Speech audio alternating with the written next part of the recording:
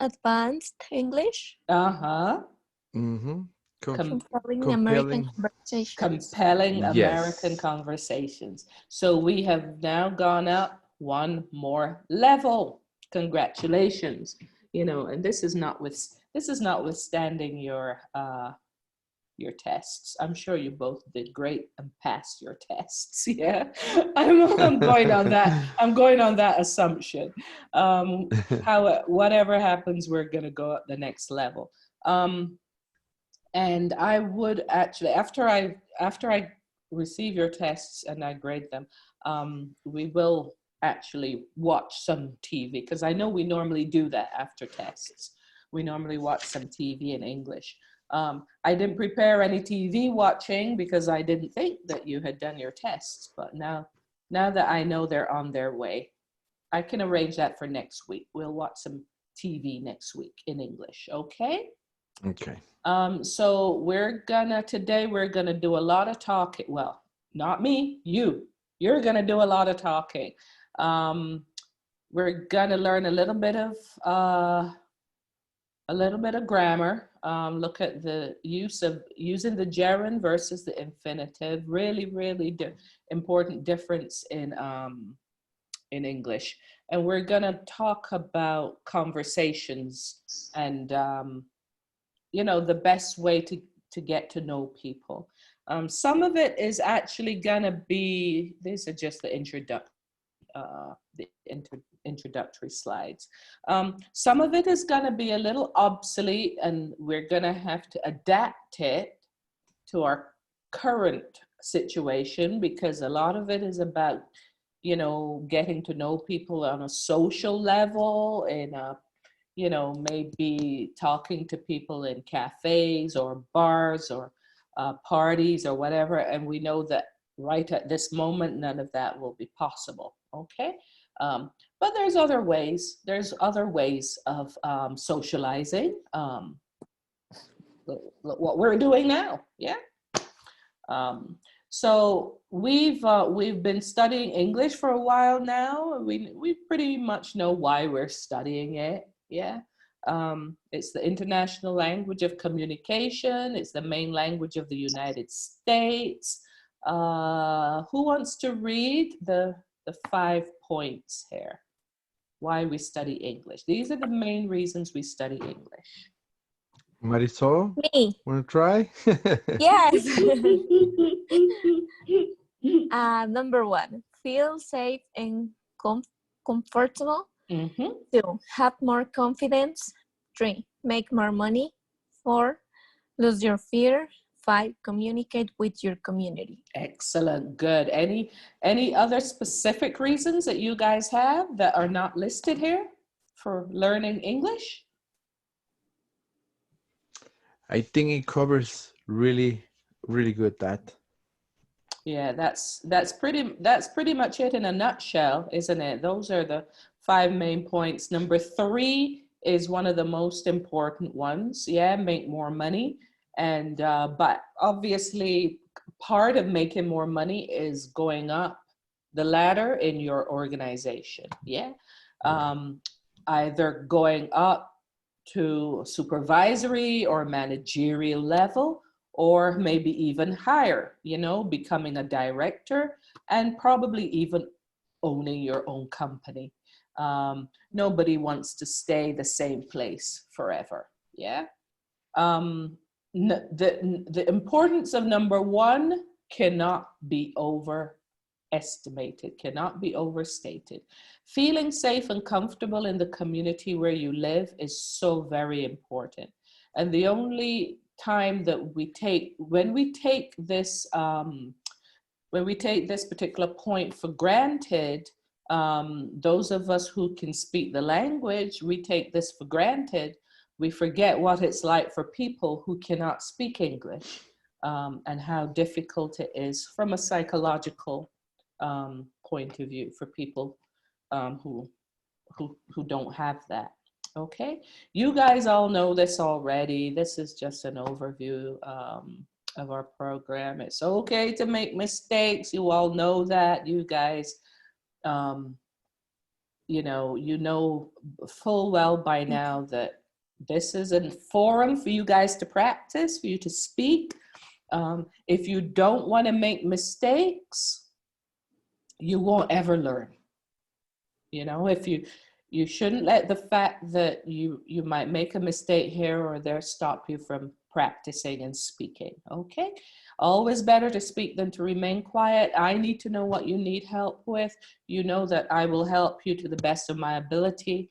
I know pretty much, I don't know everything about English, but there's very little I don't know. If I don't know, I'll tell you I don't know, and I will find out for you. Okay, here we don't make fun of each other, and yeah, we have fun with each other, but we don't make fun of each other. And the same questions that you have, other people have as well, so don't ever think that there's a stupid question. Okay, all right, let's get started. Who wants to read the quotation from Robert Bly? Can I? Yes, please. I do believe right. it's your turn. Ken, sure. Oh, okay. Thanks. Thank you, Marissa. How kind of her. Yes, I need you to lady too as a teacher.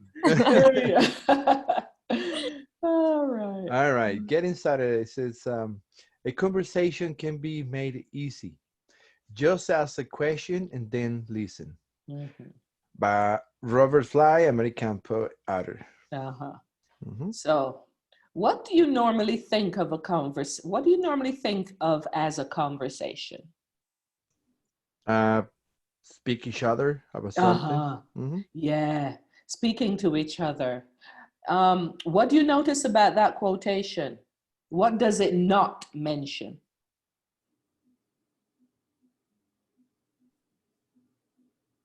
Let's see. Can you repeat your question, teacher, please? Of course. What does this quotation not mention that you would expect it to mention if you're talking about conversation? What word? Carlos just said it.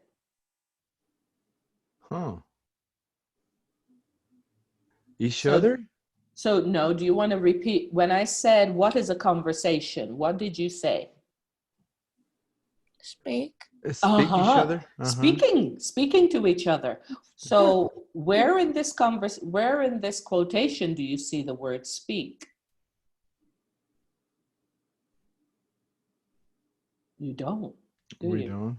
No, it's not there, is it? It's not in there. It's just not in there. It's just a meaning of the phrase or the saying, huh? So I guess where he talks about asking a question, maybe that's your speaking part, right? But then look at what he says. Ask a question and then what? Listen. Listen. Listen. So he says, he's saying a conversation is not about speaking. It's about listening. Does that surprise you? Right. Yep. Does that surprise you, Marisol? Not really. Because I don't care, she said. No, it's obviously when if you ask something, the other person needs to listen to answer you. Yeah. Yeah. And then you listen to them. Yeah. Yes. So it's basically reciprocal. Do you know that word? Reciprocal?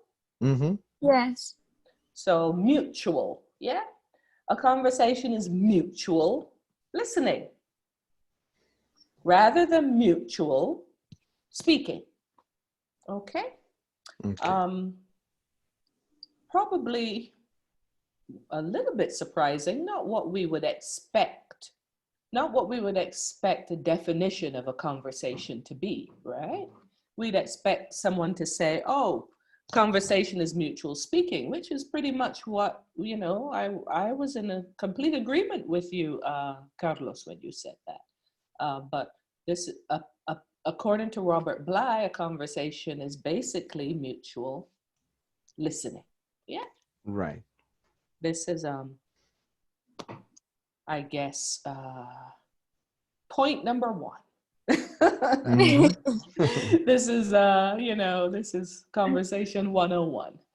So we kind of have to shift our thinking a little bit, yeah, when we're thinking about conversation now. Before we probably thought, oh yeah, a conversation is when I speak to someone. We have to start looking at it from a different perspective now, yeah? Oh no, a conversation is actually when I listen to someone. Okay? Okay. All right. So how do you begin conversations in English? Who wants to read? Me, my turn. Excellent. Yes, it's your turn, Marisol. Go right ahead. In the US, Americans are usually very friendly and interested in meeting new people, especially people from other countries. Wherever you go, you can follow this advice and you will make many new friends and always have people with whom you can practice English. Excellent. Well read. Well read. Any questions? No. No. Americans are usually very friendly and interested in meeting new people. Did you guys know that? Yes. Mm-hmm. Good. Mm-hmm. It is real. It is, yes, it is. It is absolutely true. Yes, indeed. All right. Step number one. Now, we're not going to go to a social gathering place, not now, not at this moment in time. But it doesn't necessarily mean that we can't still practice. Okay? Mm-hmm. So where it says, try going to a cafe, bar, restaurant, I'm going to include in there meetup group. Okay? Okay. Do you guys both know what that is? Mm-hmm. Marisol? I was making a note, teacher. I'm so sorry. That's okay. That's all right. I said I was going to include in this list a meetup group. Oh, Do you know what that is? yes. Okay. So this is a meetup group basically is a bunch of people who are interested in the same thing, who get together to discuss that thing. There are lots of meetup groups centered around conversation and practice of different languages, including English. Most of the meetup groups have now transitioned online, yeah? So whereas before you might have gone to, say, a cafe or a bar somewhere close to your house, or a library, or to come to the language school to practice your English, now it's actually much easier because all you do is join a Zoom group, yeah, to practice your English, and you can meet up online. Okay. Continue, please. July or Marisol? Yeah, sorry, who read the first paragraph? Was that Marisol? Me. Yeah, Marisol. Yes. Okay, so it's your turn then, Carlos. Okay.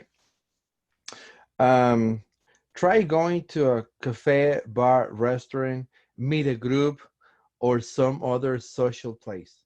My favorite place to practice a new language, it is a bar because people specifically go to bars to have a drink and meet people and socialize. One or two drinks can help loosen you up as well and get you talking.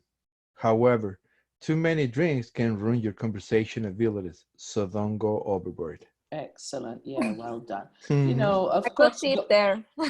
sorry. A good tip. A good tip. Yeah, Yeah, don't drink. Don't we can drink. do that even in Spanish, so be careful. Exactly. Exactly. This has a lot of caveats, obviously. Going to a bar, it doesn't suit everybody. Not everyone A drinks. B, not everyone goes to bars. You can you can socialize in other places apart from bars. Going to bars is really great if you are single, um, and to a much lesser extent if you're male. Yeah, it's not so easy for married women to just go to bars and talk to people. It doesn't mean that you can't go somewhere like a cafe or a restaurant and practice your English if you're, a married lady, and you don't like bars. There are some people who might not necessarily drink, and going to a bar is just not for them. People might be, there are people who don't drink alcohol, for example, for religious reasons, um, and they don't like necessarily being in an atmosphere where there's a lot of alcohol. Um, it's completely up to you as an individual. Yeah. Just because you can't go to a bar doesn't mean you can't find a place to socialize where you can practice your English. The most important thing is to find somewhere that suits you and that you feel comfortable. Might be a cafe, might be a restaurant, might be a salsa club, might be a gym, it might be, another type of club, or as I mentioned earlier, a meetup group, yeah, where you have things in common with um, the other people that are there. All right, back with you, Marisol. Yes. Look around. Some people that you see will be busy or not open to meeting new people, especially at a cafe or library. These people usually will not look at you. Mm-hmm. People that go to their places to socialize will be looking around the room, hoping to talk to someone. If you see a person and make eye contact, smile. If the person smiles back at you, that means that they are probably open to a conversation. Mm-hmm. So this all has to do with body language.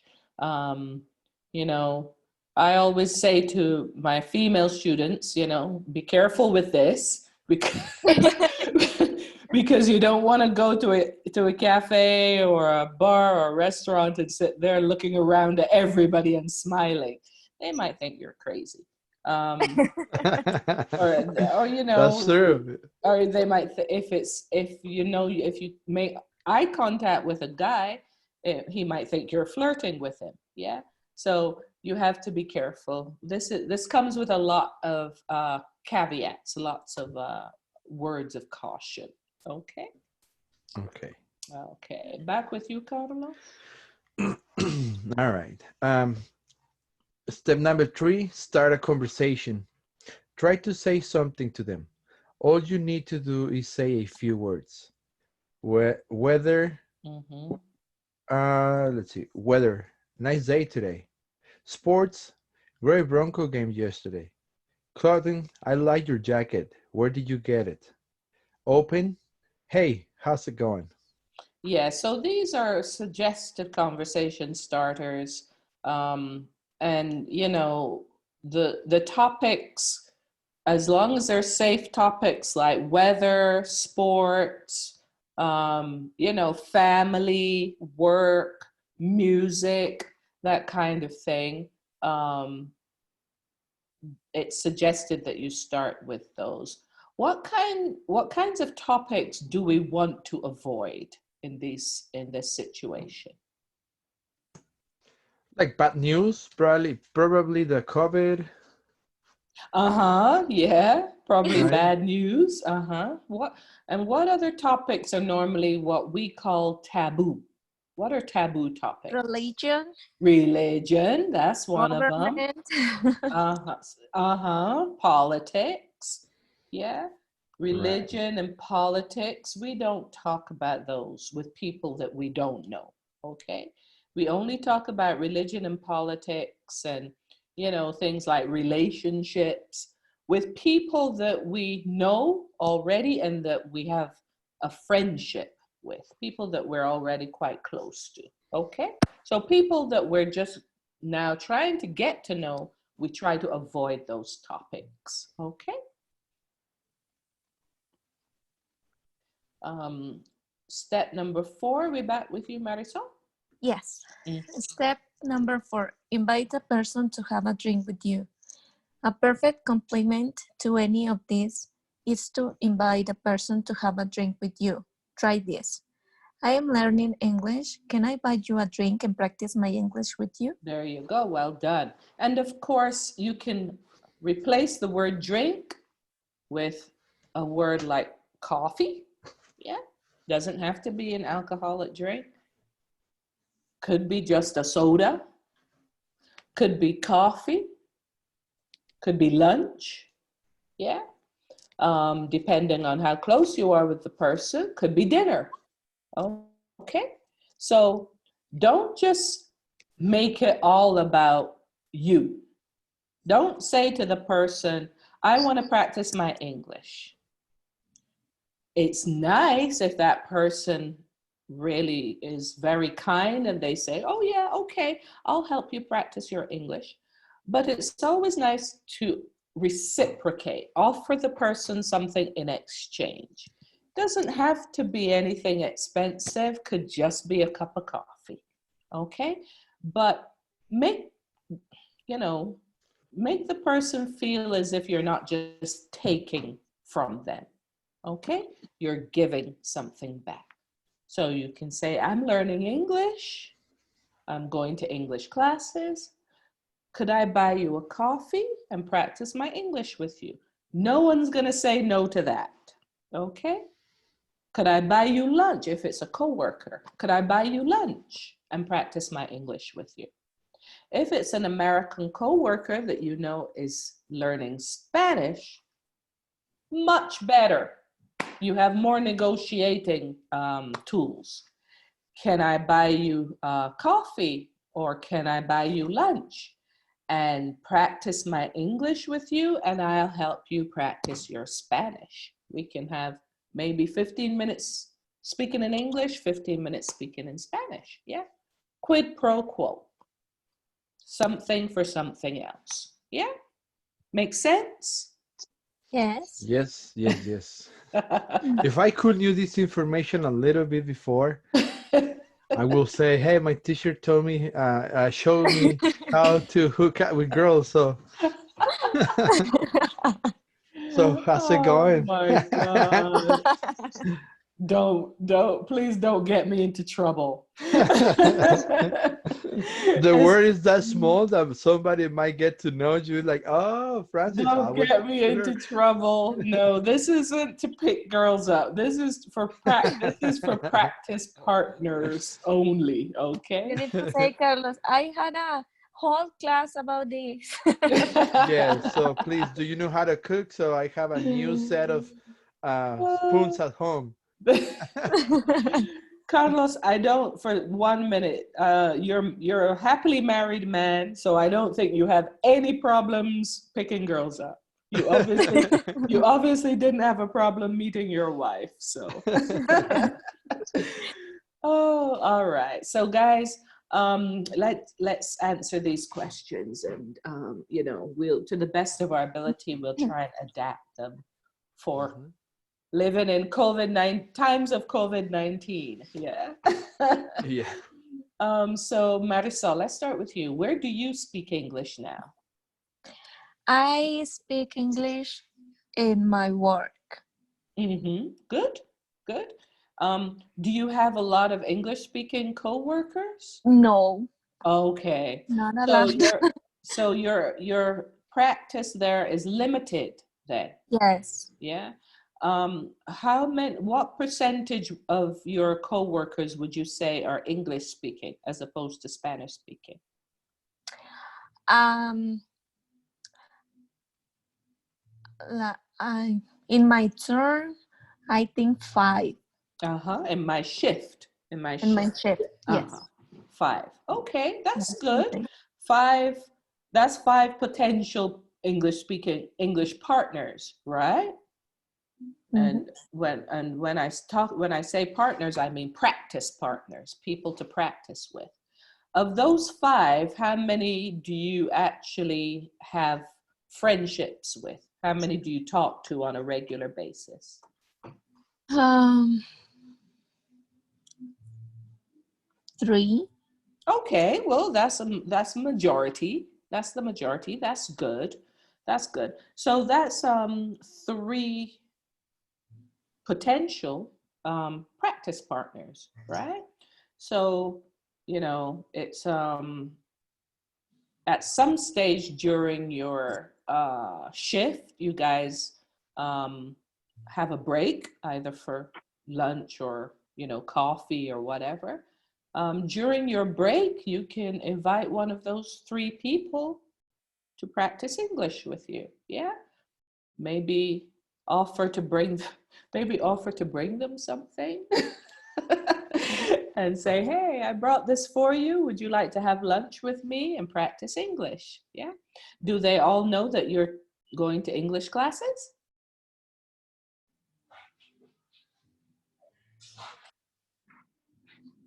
Have we lost Marisol? I'm sorry, teacher. Oh, Yes, yes, for a little. for, that's My okay. husband is making a lot of noise. No, it's not that. I thought I was talking to myself. I was about to get very upset. Do your coworkers know that you're taking English classes? Yes, Okay, good. So, it's not a surprise. It's not going to be a surprise to them that you want to practice your English, right? yes. Yeah. And they're woman. Yeah, good. No, that's always good. They're females like you. So it's not like you have to, feel compromised asking a male coworker to practice English with you. Yeah. I think it's probably always best to stick with the same sex. Yeah. For the avoidance of any conflict or hassle. Oh, all right. Um, what about you, Carlos? Number 2. What are 5 places or activities? Actually, I'd like both of you to think about this. Number 2. Yeah, look at number 2. What are 5 places or activities that you can do to speak more English? And we're gonna do a little exercise where you guys write down, and this is gonna be COVID-19 adapted, okay? So we're not gonna be talking about up close social situations. We're talking about situations that we can pursue under social distancing protocols, okay? So I'd like you to take a minute or 2 minutes to think about this and write me a list of 5 places or 5 places you can go or 5 activities you can do to practice more English, okay? Okay. 2 minutes.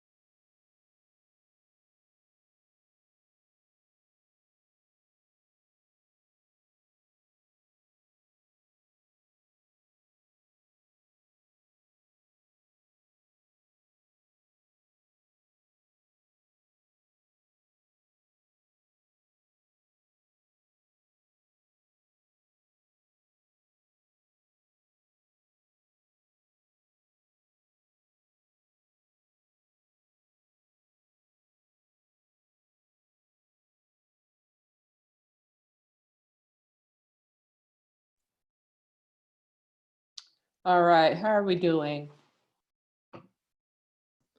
I have 4. That's okay. I have 3. That's well, we'll put them together to make 7, okay? All right, so would you like to share yours with us, Carlos? Sure. Actually, the 5th just came to my mind. Uh-huh. I don't know if that works. All And right. I'll put them in the chat box as you say them, okay? So that we can all make a note and we can both benefit, yeah, Okay. from each other's ideas, okay? So on the place number 1, I have at work, but at field place, like field construction, like directly on the construction site. Excellent, good, well done. And then the second one I have actually at work as well, because part of my work is to be at the office. So I put at office stuff, which is sophisticated language. Different. Yes, indeed. I don't know if that counts for like number 2. Yeah. Uh-huh. Yeah, they all count. They all count. Okay. Yeah, they're 2 different places, right? Right. And Uh-huh. then I have this one. I generalize that, but let's see. At public places like an insurance place that is open with, like 5 people at a time, Uh-huh. or the bank, something like that, like Uh-huh. a Yeah. tax place, especially at these days. Yeah. Um, um yeah. So a public place like a bank, tax office, places where you go to do business or right. you go to undertake transactions, right? Correct. Yes. Because you're going to have to talk with the teller. You're going to Mm-hmm. have to talk with, the accountant at the tax preparer office. Yeah. Yes. If, for example, you are, you go um, to a real estate agent or an insurance agent, you're looking maybe to either refinance or buy a house or, buy life insurance. How many times in the past would we have gone to someone who speaks Spanish because it was more comfortable? Yeah. Right. So yeah, those are good places. And you don't necessarily have to, this is something that you can start, well, that we should start building into our day-to-day activities, our day-to-day transactions. Even something as simple as going to the store, the grocery store. Yeah, I just thought of number 4. Grocery store, or shopping at a retail store. If you go, for example, to buy clothes at Ross or at Macy's, make a point of talking with people in there. The assistant, talk to the assistant in English rather than in Spanish if you need to ask him or her a question. Where's the fitting room? Yeah. Can I try this? Is this on sale? Make sure that you ask those questions and you interact with people in English rather than in Spanish. Before, it would have been it would have been much easier, and probably up until now, it's been much easier to just do everything in Spanish because of where we live. It is easier here to do all these things in Spanish, much easier than in other parts of the country. But hey, why don't we start kind of thinking of incorporating these interactions into English now? Okay, good. Okay. Anything else, Carlos? I have 2 more, which are kind of like I would say, different context of the conversation. Okay. One is like you mentioned already, the restaurant, especially to go right now, that you don't have eye contact, so you have to Uh-huh. practice as best you can because no one is seeing you. Yeah, yeah. And I have the at the car shop, Oh, yeah. or Uh-huh. something related now with like cars or tires or. Yeah. different than the daily basis. Of course, yeah. So if you go, for example, to get your car serviced or to get your, you know, your, if you go to get your oil changed, if you go to buy new tires, if you go to buy a part, you can, yeah, you can talk to the people at the garage in English rather than in Spanish. Yeah, good, excellent. Those are the five. Excellent. Well done. Well done. Excellent. Start. Okay. Have you got any others, Marisol? Um, I have order food by phone. Yes, indeed. Um, Yeah. So, I put buy groceries. Conversations with friends by phone uh-huh. too. Uh, I put making voice message Uh-huh.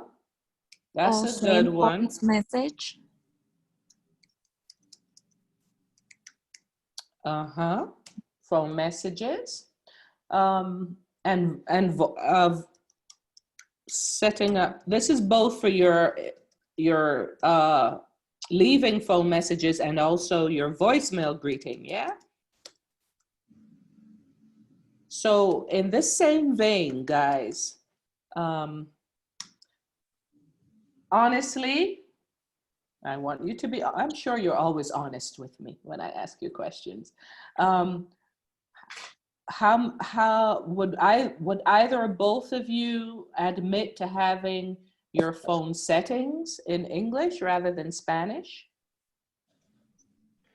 I actually, teacher, have it in English, which I have a problem with my wife here because she's like, "Why you have it in English?" She's like, "Well, because I don't know why." Well, I can think of this when the phone settings were coming, they didn't have the option to Spanish. Right, right. So I learned everything, even in the computer, to move it a little bit in English. Uh-huh. And if I put it in Spanish, I don't even understand what they're asking to be. Couple of, so I'm like, no, no, yeah. So to be honest, I studied in English, but for some reason, before I knew as I know a little. I mean, now I couldn't do it in Spanish. In I Spanish I always had it in English. because you were forced to do it in English. Yes. Yeah. It's amazing what you can learn, what you can do when you're forced to do it.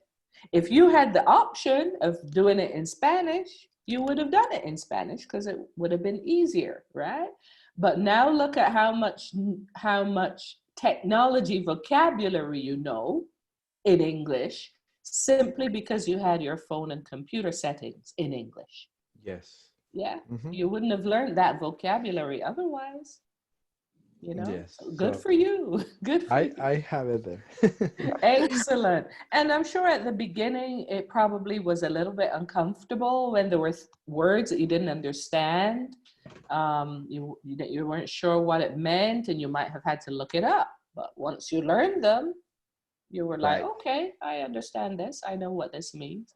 Yes. Don't Hmm. know what it means in Spanish, but I know what it is in English. Yeah, I know what it's gonna take me to my phone or to my tablet or whatever. Yeah. Exactly. Good for Uh-huh. you. Good for you. Necessity is a mother of invention. Yes. Well done. It is. All right. Anything else, Marisol? Oh, I didn't put up there the uh, conversations with friends. And if you have friends, that are bilingual, which you both probably do, you probably find it much easier to speak to them in Spanish.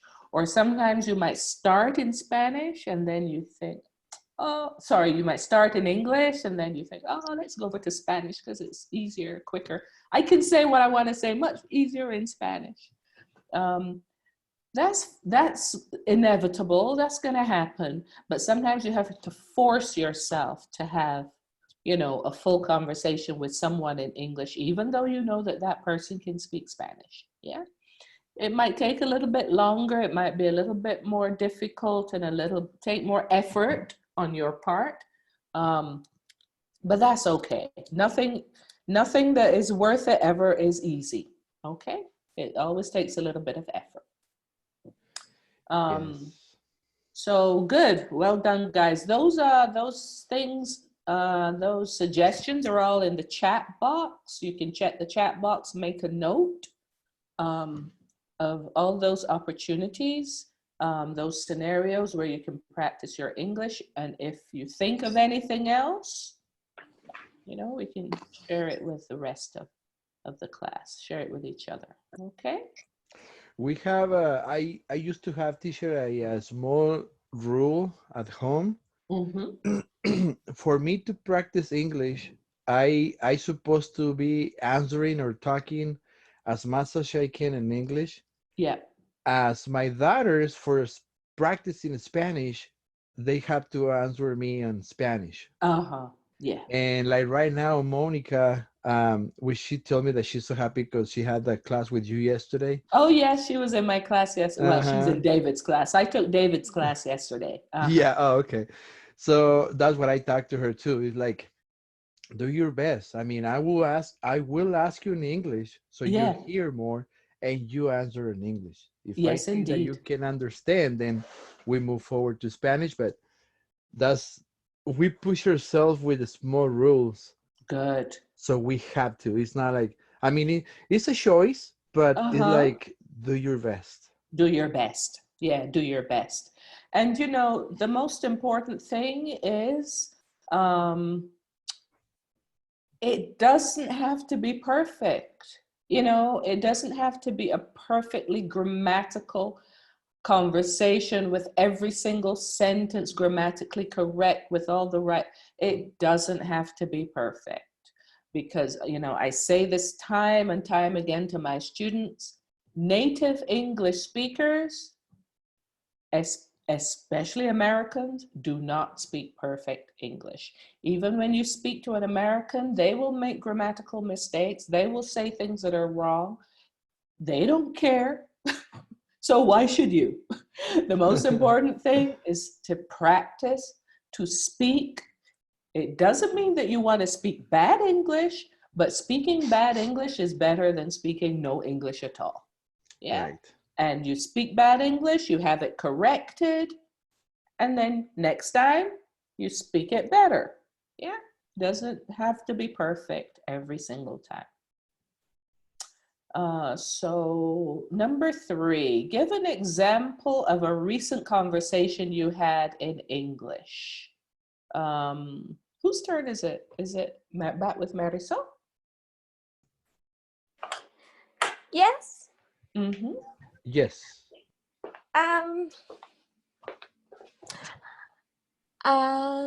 Give me number 3. Yesterday, Uh-huh. I ordered food by Good. Excellent. uh, In English. yes, Good. And you got your food okay, right? yes. It came. And you got what you ordered, right? Everything was good. Excellent. I got everything I ordered. Excellent. Yeah, that silence give me the think of oh no. I know, right? I was thinking, oh dear, Uh-huh. did the completely wrong order turn up on your doorstep? What kind of food was it, Marisol? Applebee's? Oh, okay. Excellent. cool. Good. Was it good, the food? Yes, it was for dinner. Uh-huh. And Okay.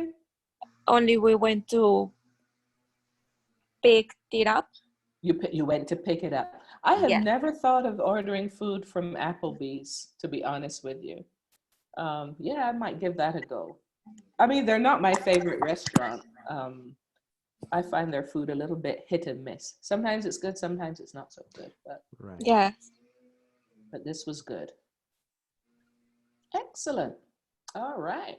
Number 4, Carlos, back with you. How did you learn English? Where did you study? Did you study before coming to this school? Yes, teacher.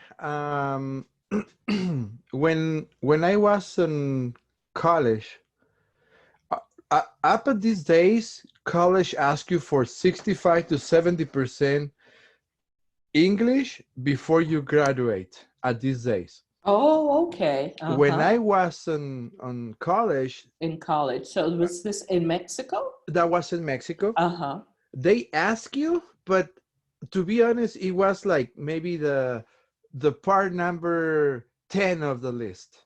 You Oh, you okay. you just need to say at least how old are you and what's your name. Right. So it's So not very in depth. no, not like Mhm. it is right now. Right. So when I knew the because I couldn't complete my college, I had to, how can you say quit, like down? No. How do you say, Did like when you have to leave college? did you drop out? Drop out. Drop Uh-huh. out. Yeah. Yes. So when I drop out college, and it's, well, before that happens, because I knew that I was like pointing to that, Mm-hmm. I'm like, well, it looks like I might be ending in US, Right. but I don't speak English. Right. So at the same time that I was completing at least my fourth semester, I started taking separately classes, English classes. Mm-hmm. So I started. I started it, yes. I Mm-hmm. started taking English classes, and I went for 3 months only just Okay. to take the basic stuff, at least the basic stuff. Right.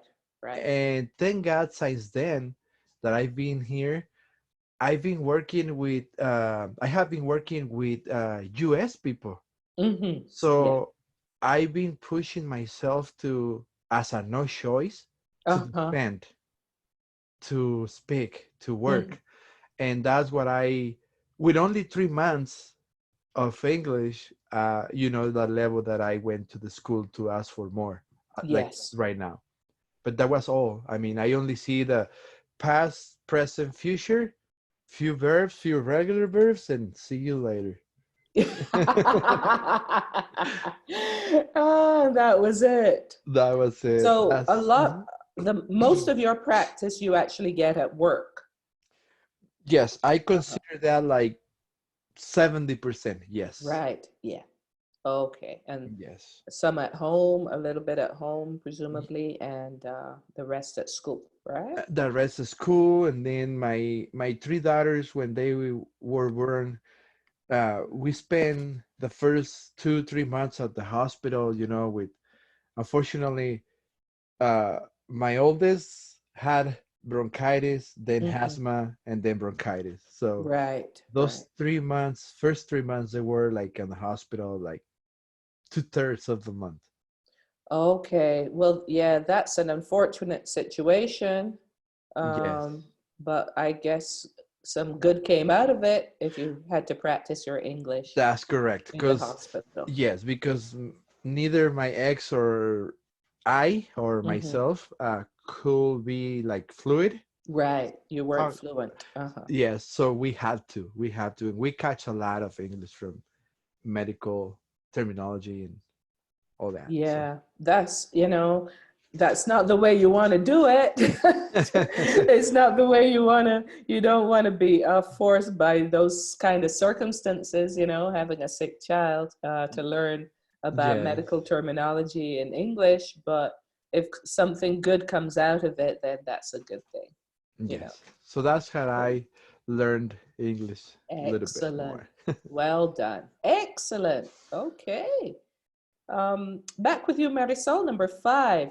Tell us some Okay. things that you have liked and disliked about previous English classes.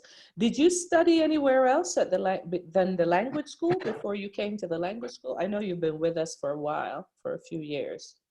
Did you go to any other schools? Um, I'm like Carlos at high school. Uh-huh. I had English classes. Uh-huh.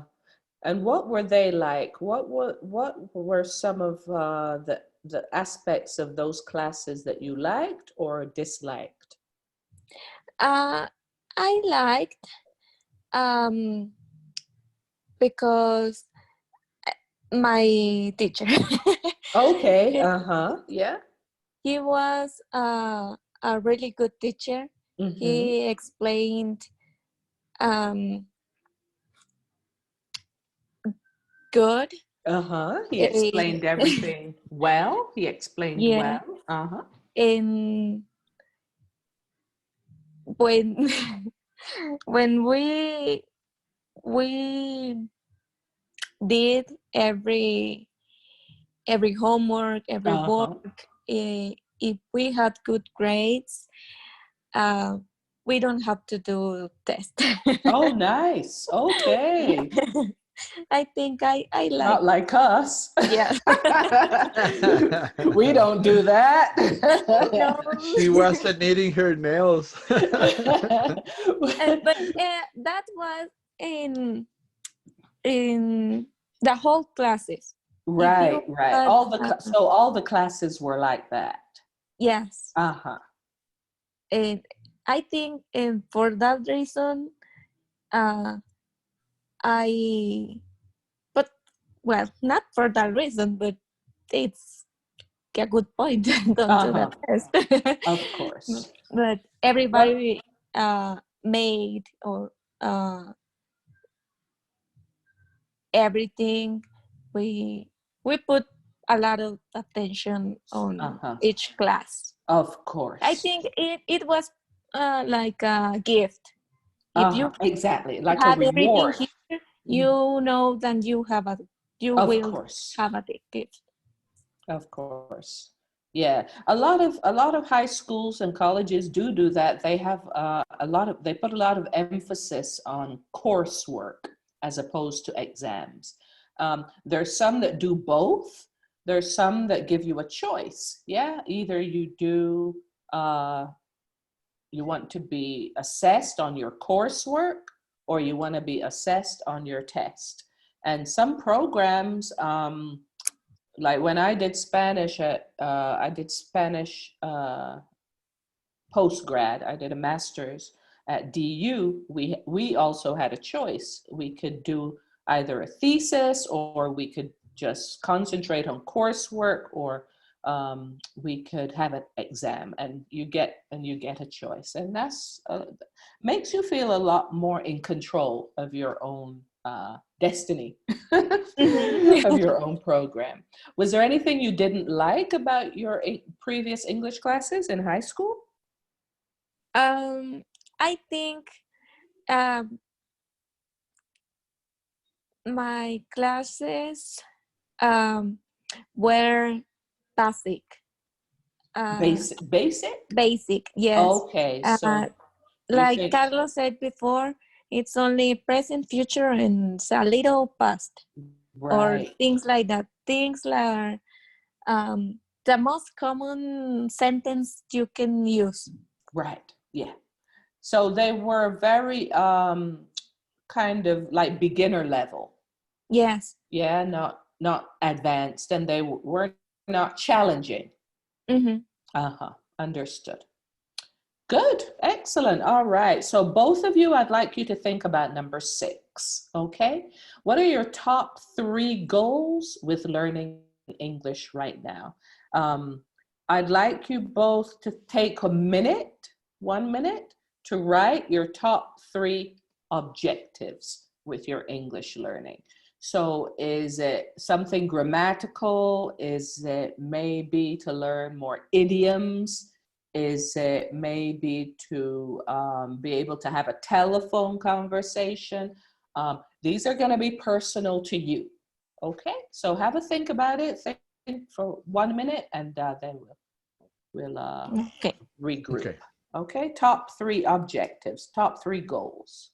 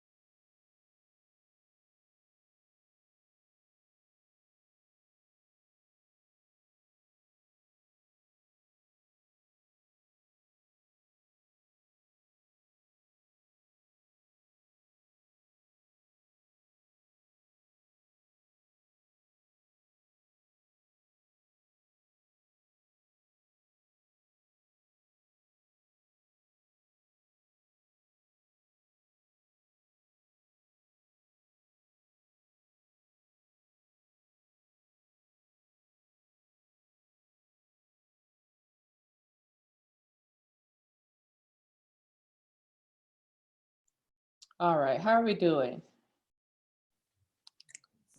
Done. Yes, Done. me too. Excellent. Well done. Okay. Would you like to share those with us? Marisol. Maris. Marisol. Okay. Marisol, you're so lucky. You always get to go first. I know. I feel so proud of So me. proud of yourself. The first one is get a better job. Uh-huh. The Good. second one, help people that don't speak English. Uh-huh. And Nice. the third, to feel comfortable speaking with other people. Excellent. Good. Well done. I especially like number two because you're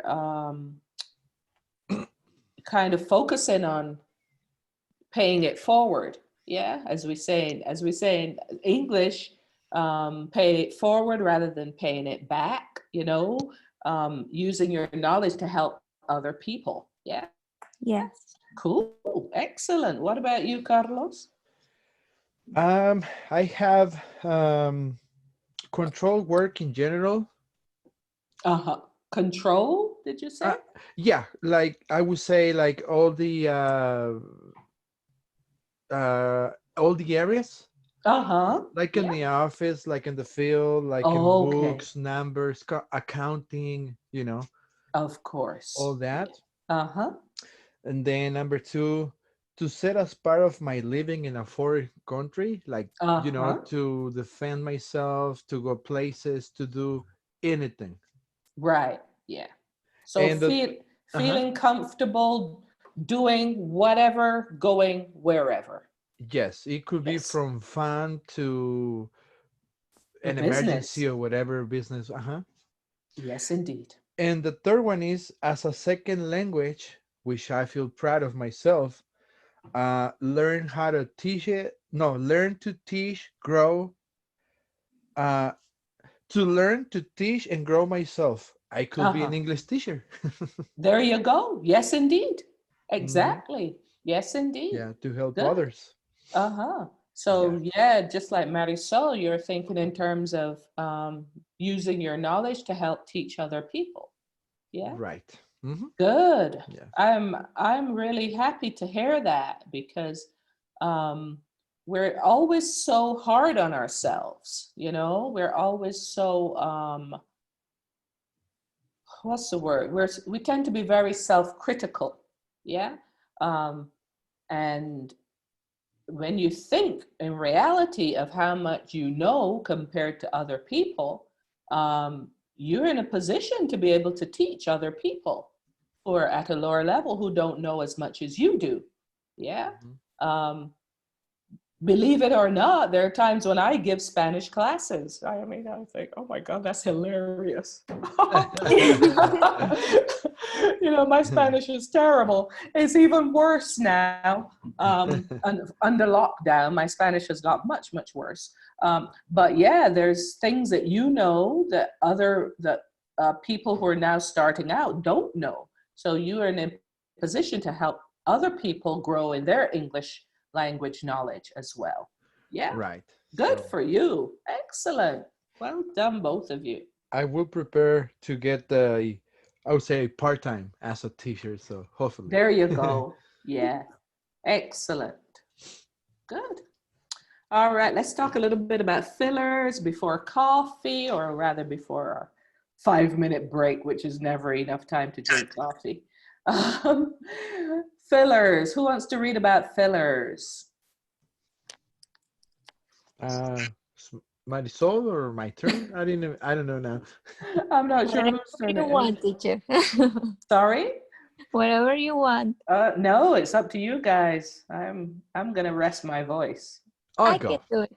Oh. Don't all fight at once, you know. All right, Marisol, you go ahead. Sure. Okay, I want.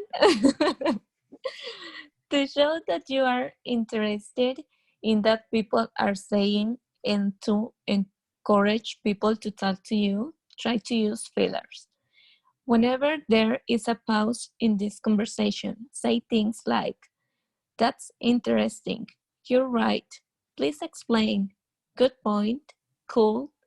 Then what happened? Go on, please.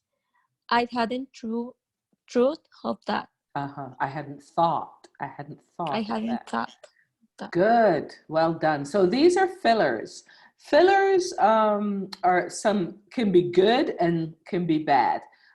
These are examples of good fillers. Okay, so you use these little phrases to show the person you're talking to that you're interested in what they're saying, that you're listening, that you're bought in, that you are engaged. Okay.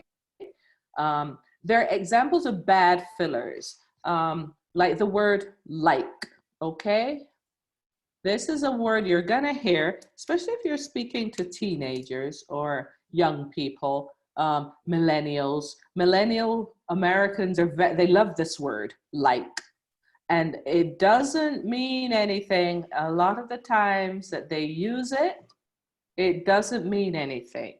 And I'm not talking about like in the sense of, I like hiking or I like hamburgers. I'm talking in the sense of like they put before and after every single word, or as many words as they can possibly think of. So they will start a conversation with like, they will put it in the middle, and they will end it with like. I don't want you guys to do that, okay? Because like is a bad filler. These are good fillers. Concentrate on these fillers, okay? Is that clear? Yes. Yes. Okay. So having talked about the word like, we're going to use it, but we're going to use it positively, okay? So take turns. Tell us two things that you like and tell us two things that you don't like. We're gonna try, we're gonna talk about things that we like and the reasons why we like them, okay? Try to keep the conversation going. Try to use these fillers and try to be active listeners, okay? So this is not necessarily, this is something that we hope comes naturally when you're talking to people. When you have to practice it, sometimes it can be a little bit intimidating. Oh my God, I don't know what to say. But it'll come, don't worry. Sometimes if you're practicing in an artificial setting, it's a lot more difficult, okay? But don't worry. Even if you have to interject very artificially, still try to use these fillers when the other person is speaking, okay? So who wants to start? Carlos, would you like to start? Tell us two things that you like and two things that you don't like. Sure.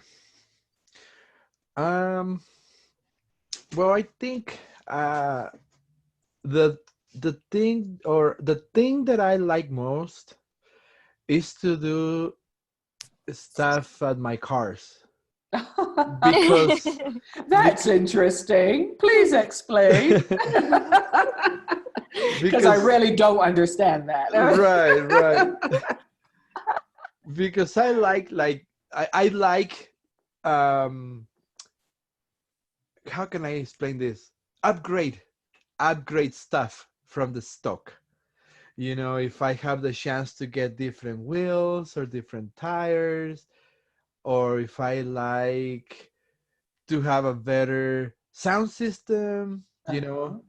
some of the stuff like that. And why do you like that, Carlos?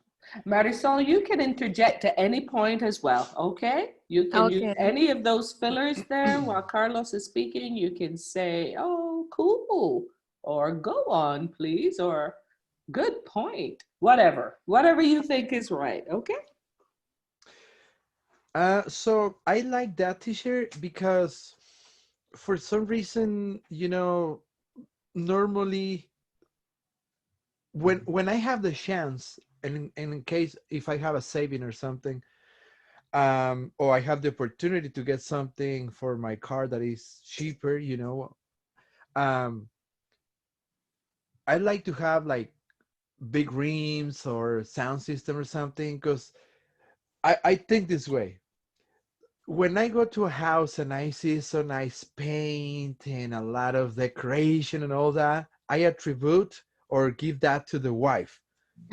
Okay. If we You're go right.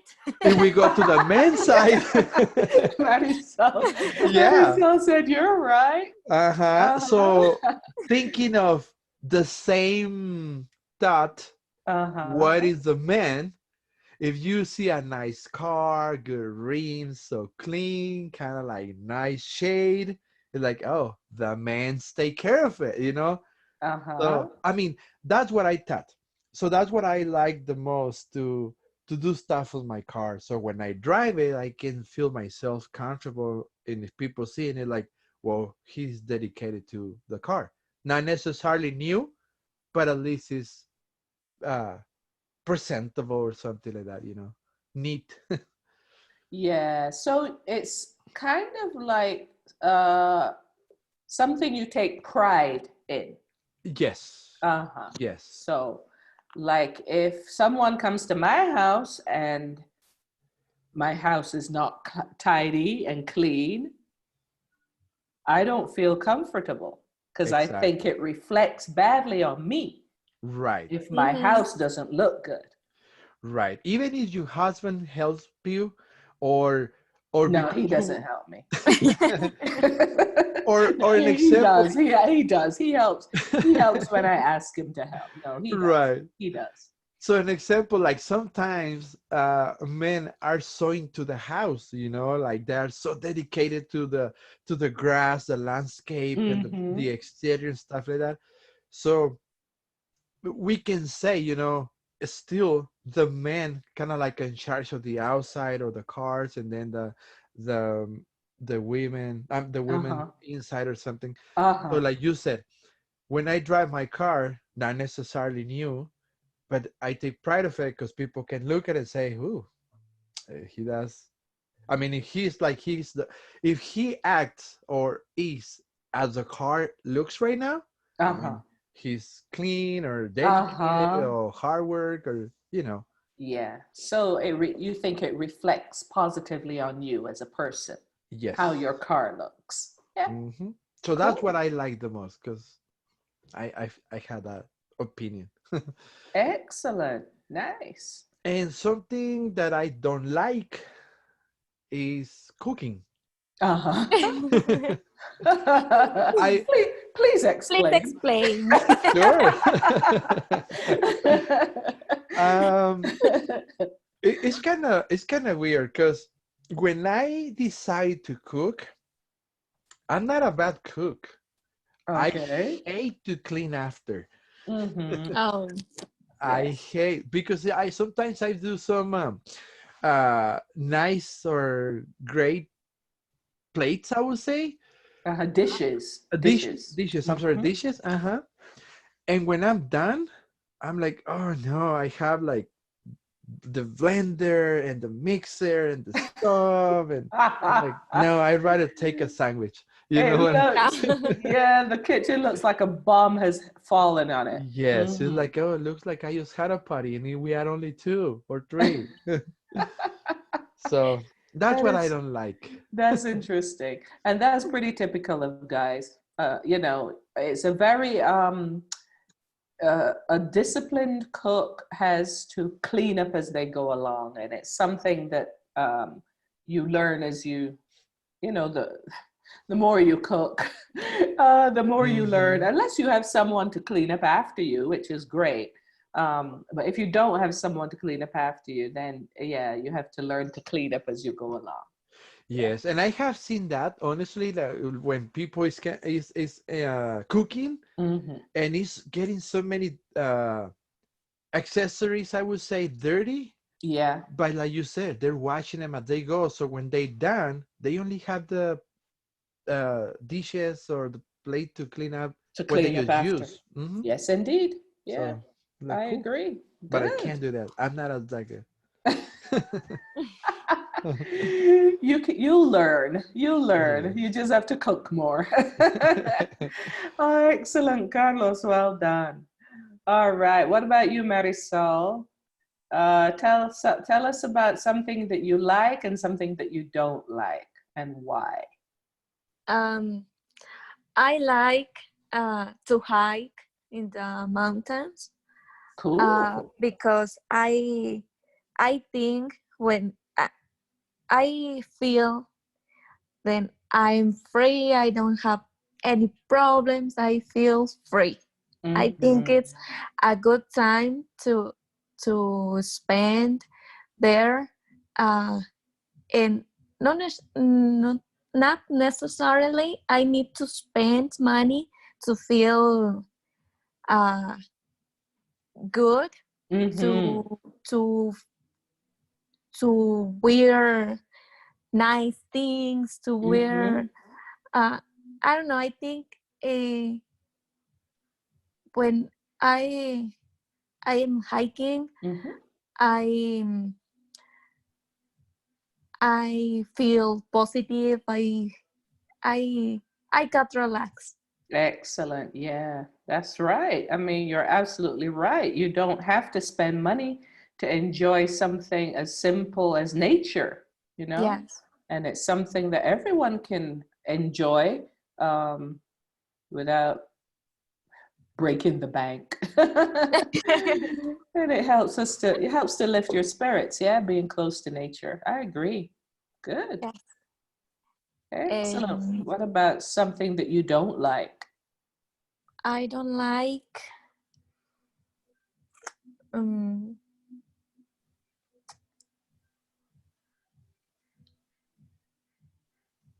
uh, Do you like everything then? I don't think so. Is there so it can be I something think simple. I don't like. Um. I don't like when my house is dirty. Mm-hmm. I think that I need to clean. I'm not a what is the word when it's over cleaned is When it's over cleaned. yes when there are people then I see a little stain Uh-huh. or something like that then feel bad. I'm not that kind of person, So you're but not upset, you're not obsessive. obsessive. Uh-huh. But I I like to when I came to my house and smell a clean house. Uh-huh. Yeah. I don't know. When I come home. Yeah. When I come home, Uh-huh. I I like like to to smell a clean house. yes, Mm-hmm. because my if I cook and I have dirty dishes Mm-hmm. or I have to do laundry or something like that, I feel that in the house is nobody cleaning the house. It's many times dirty. I don't Mm-hmm. know. I feel bad. I think that Yes. I need to do it, Yes, indeed. Well, you know, but I don't like that's to a make a lot of chores too. yes, of course. You know, that's a very that's very similar to Carlos with his car. You know, he thinks that if his car is nice and in good condition and upgraded and it looks pretty, that it will reflect positively on him. If it doesn't Yes, look good, it reflects badly. Yeah, I can totally get that. I understand. I'm the same way. I don't like my house being dirty either. Oh, all right, guys. Well done. So let's take a little break, maybe 5 minutes for the bathroom. Yeah. So Okay. oh my gosh, we've gone way over. bathroom time. I'm sorry. It's 10:44. We'll come back at 10:50. Okay? In Okay. 6 minutes. Okay. All right.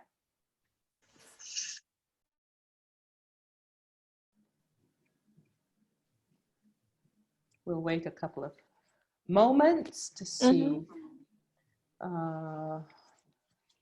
if Carlos is going to join us, and then we'll press on.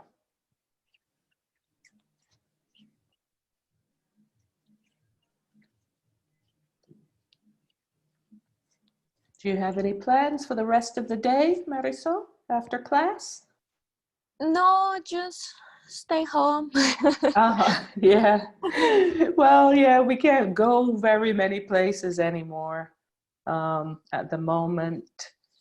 There's a few personal services establishments that have opened up.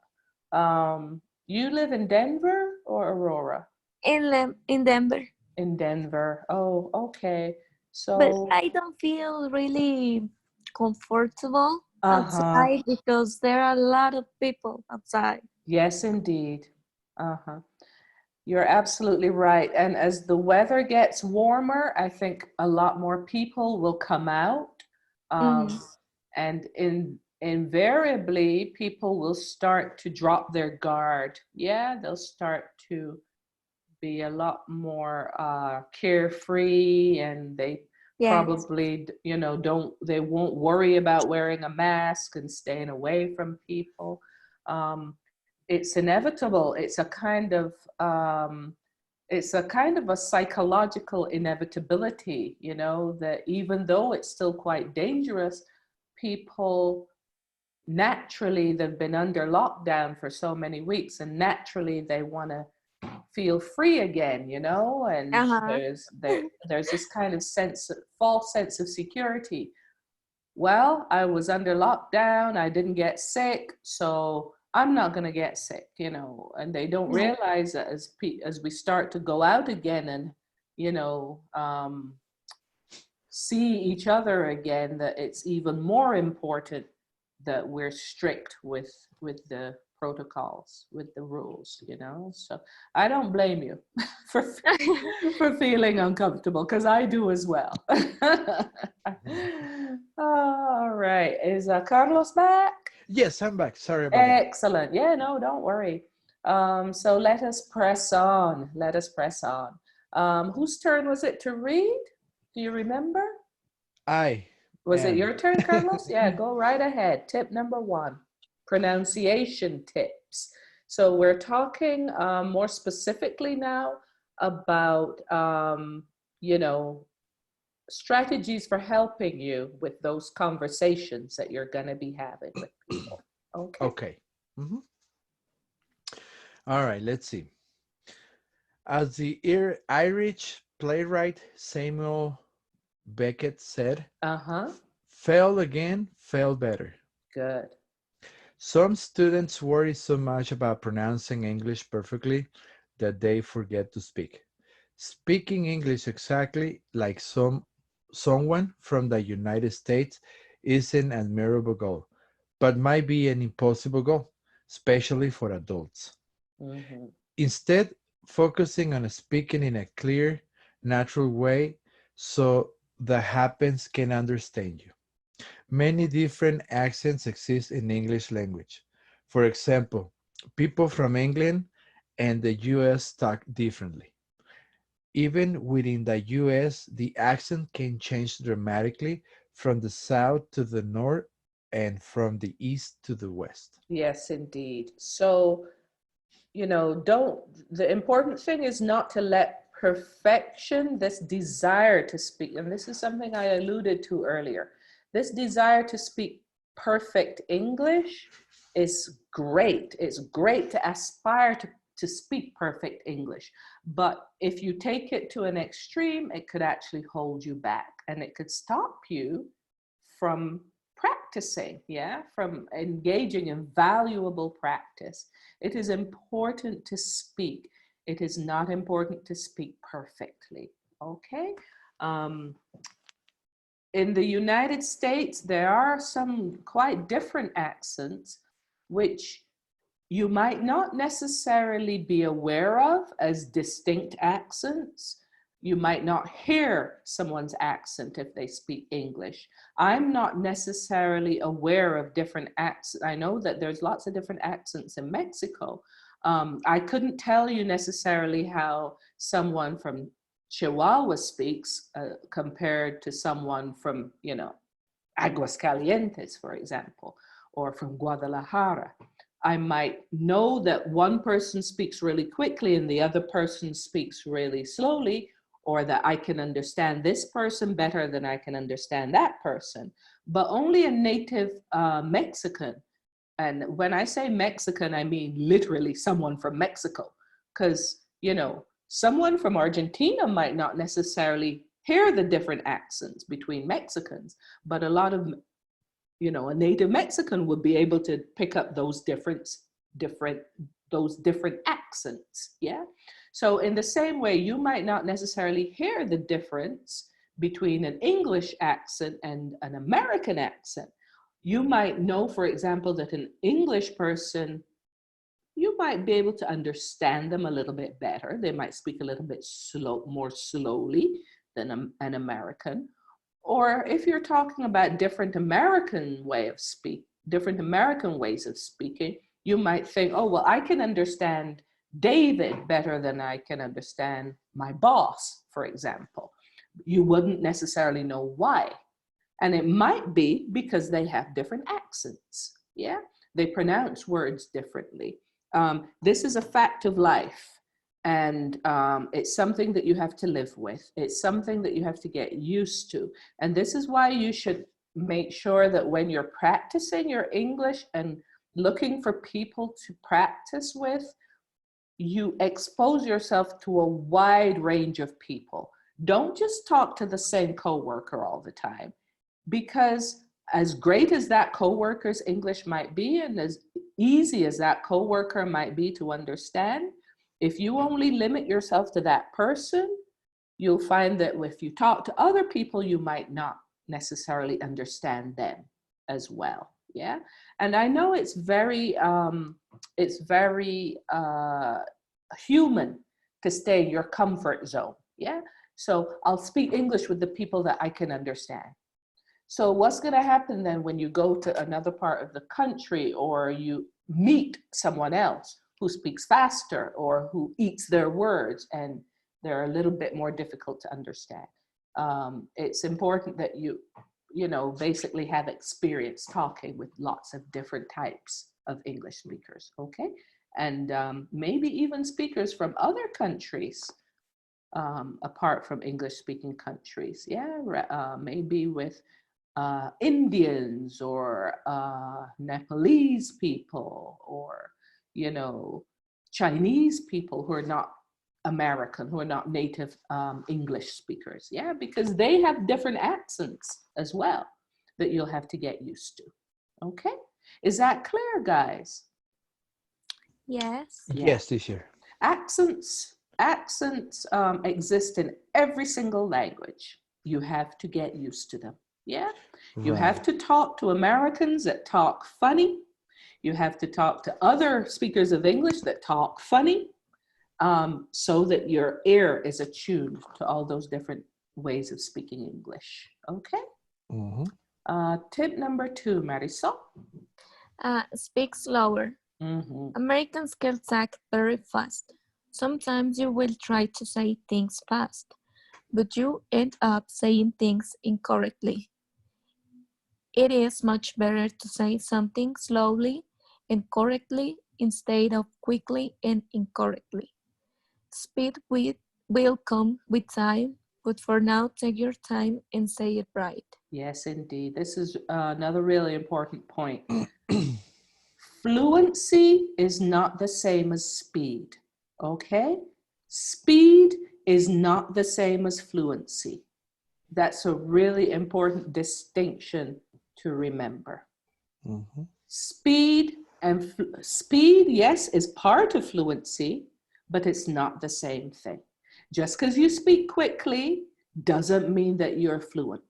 Okay? A lot of people think, oh, I want to be fluent and I want to sound like an American, so I'll speak fast. Doesn't mean anything. Doesn't mean anything. And although you shouldn't necessarily only speak if you speak perfectly, you should try to speak well. Okay? The most important thing should be to speak well, not to speak quickly. Okay? And let's, I don't think either of you have that issue. So I do have students like that though, who speak really, really fast and they think, well, because I speak fast, my English is good. No, not necessarily. Tip number 3, Carlos. Practice saying the last sound in words. Some sounds in English can be very subtle. Subtle. Subtle. Subtle. That B is silent. Subtle. Subtle. Especially the last sound of the word. However, they can completely change the meaning of the word. How do you say the following? What are the differences in meaning? Mm-hmm. What are the differences in meaning? So let's have a look at these words. These Sure. are some of the words, and you know, this English is peppered with words that we call homonyms. There's other words for it, but words that essentially sound the same or very, very similar, but they have different meanings. English is full of them. So it's really easy to fall into the trap of miscommunication through mispronunciation. You have to be very careful with some words, okay? The way you pronounce them. So what's the difference? And I'll get you guys to repeat this after me. Lunch. Lunch. Lunch. Lunge. Lunch. Lunch. Let's try that again. Let's try it. There is a difference. Yes. Let's try that again. Lunch. Lunch. Lunch. Lunge. Lunch. Lunch. So in the first word, lunch, we're pronouncing the CH like a ch, okay? In the second one, lunge, the GE is pronounced like a J, like a J, okay? CH as opposed to a J. So let's try it again. Lunch. Lunch. Lunch. Good. Lunge. Lunch. Lunch. Lunge. Lunge. There you go. Carlos, you got it. It's a Yeah. much harder sound. Yes. Okay? It's a much harder sound. How about lunged? Marisol. Launched. When you say I'm gonna have Marisol go, and then I follow her because Oh, what about you, Carlos? Lunged. lunged. Good. Well done. Lunges. Lunches. Lunges. Excellent. Lunches. Lunches. Lunches. Well done. And of course, within that, we could also put the word lunched, because to lunch is technically, it's a verb. To lunch, it means to have lunch. And it's what a lot of posh people do.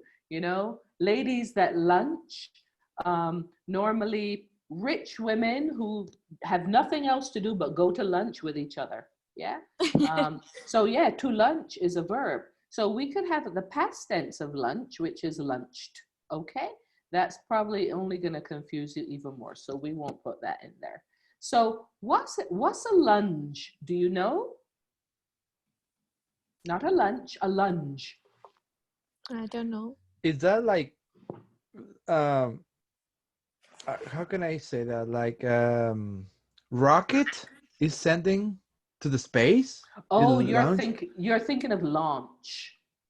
Oh, it's not And the same word. you've added another, you know, you've added another homonym in there. To launch, which sounds very similar. It does sound very similar, but that's with an A. I'm going to put that in the chat box so that you can see the difference in spelling. Yeah. Launch. And this is what you do, for example, with an application, right? Like Zoom, you can launch an application or launch a space rocket, lancer. Yeah? Yeah. And that's spelled Launch. Very similar, you're absolutely right. Okay. But it's launch as opposed to lunch. Okay. So there has to be something with lungs? No, No? you would think so, wouldn't you? Because it looks very similar to the word lung, yeah, which is with a soft G. No, a lunge is, well, there's a couple of meanings to it. Originally, it meant when someone came at you aggressively, yeah? So if I fly up, if I'm like having an argument with you, or, you know, we're having a fight, I can fly up in your face really aggressively. That's a lunge. Yeah. So approaching someone aggressively is to lunge at them. Okay. And it's also come to mean, you know, it's a form of exercise that you can do in the gym, where you step forward and dip. And it's normally to exercise your butt or your quads. A lunge. So you step forward and you go down. You might, you know, you might have seen it. Right. You might have That's right. you might have seen it on YouTube. Yeah.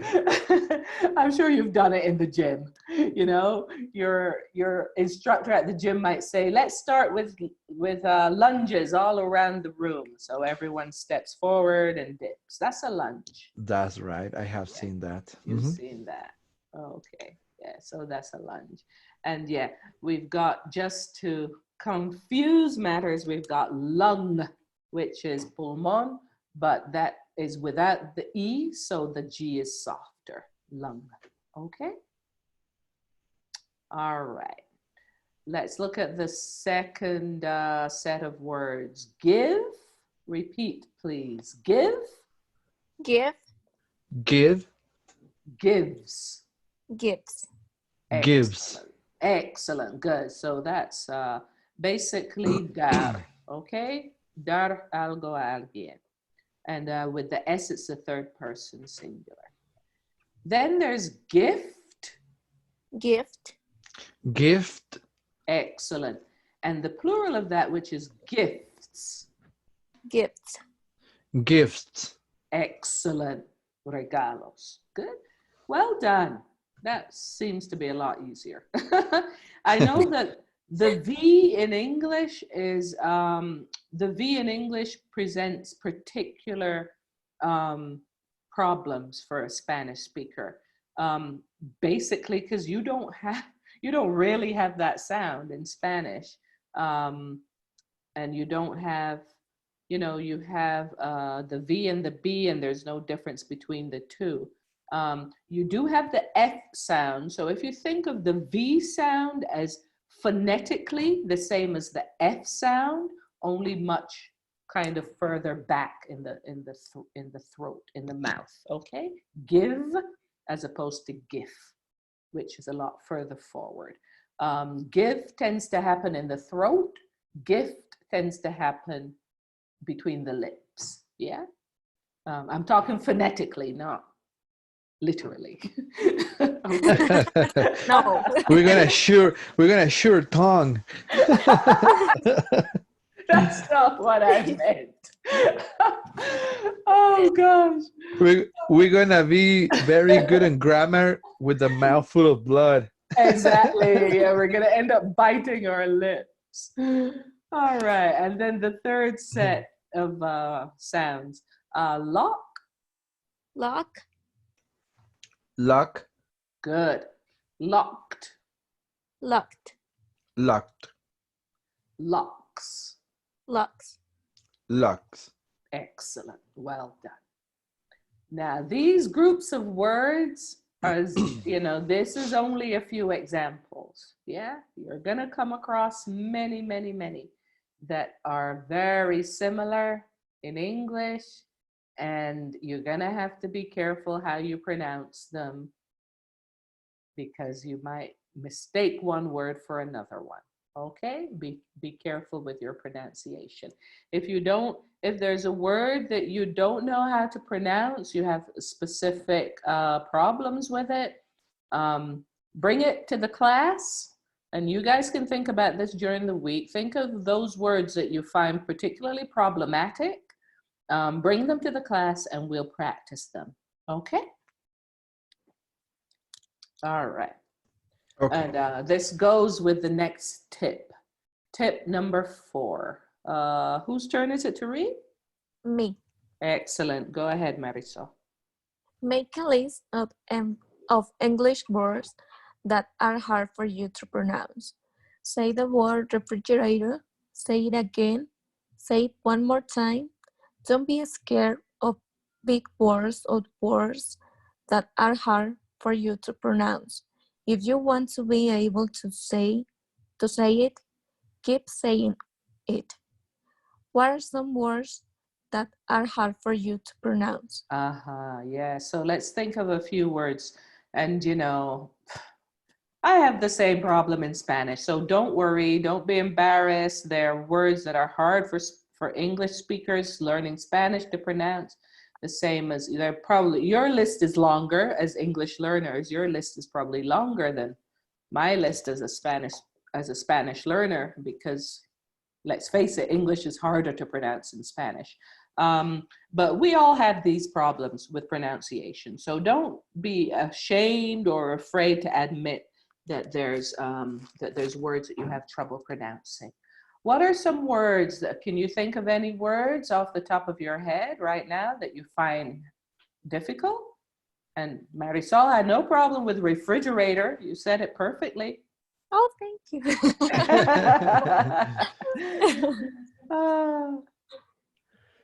uh, Probably the one that the stress word or the Uh-huh. stress sound. What I have in long words like characteristics. Yeah. I always have a hard time with that word. Okay. So the first thing to do when you've got a word that's difficult to pronounce is to write it down. Okay? And this is what that word looks like. And it's very, I like to make sure that you,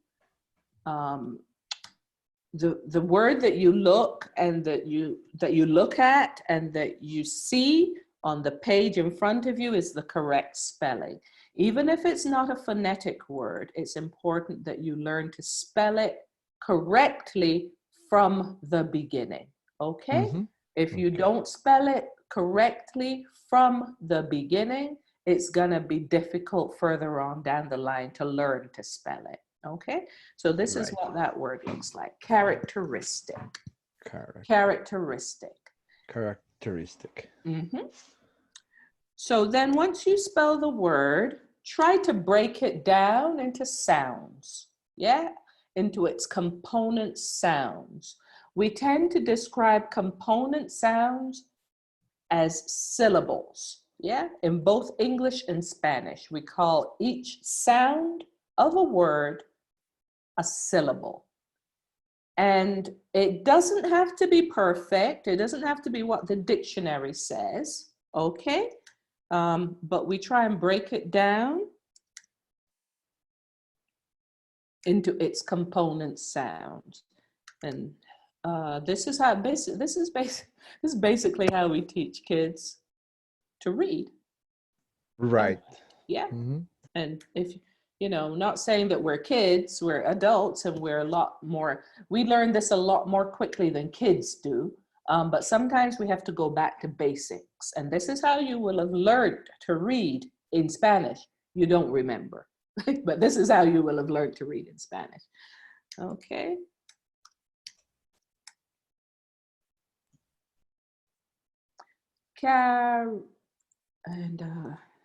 Because this is not an exact science. This is something that you can use a dictionary to help you with. Okay.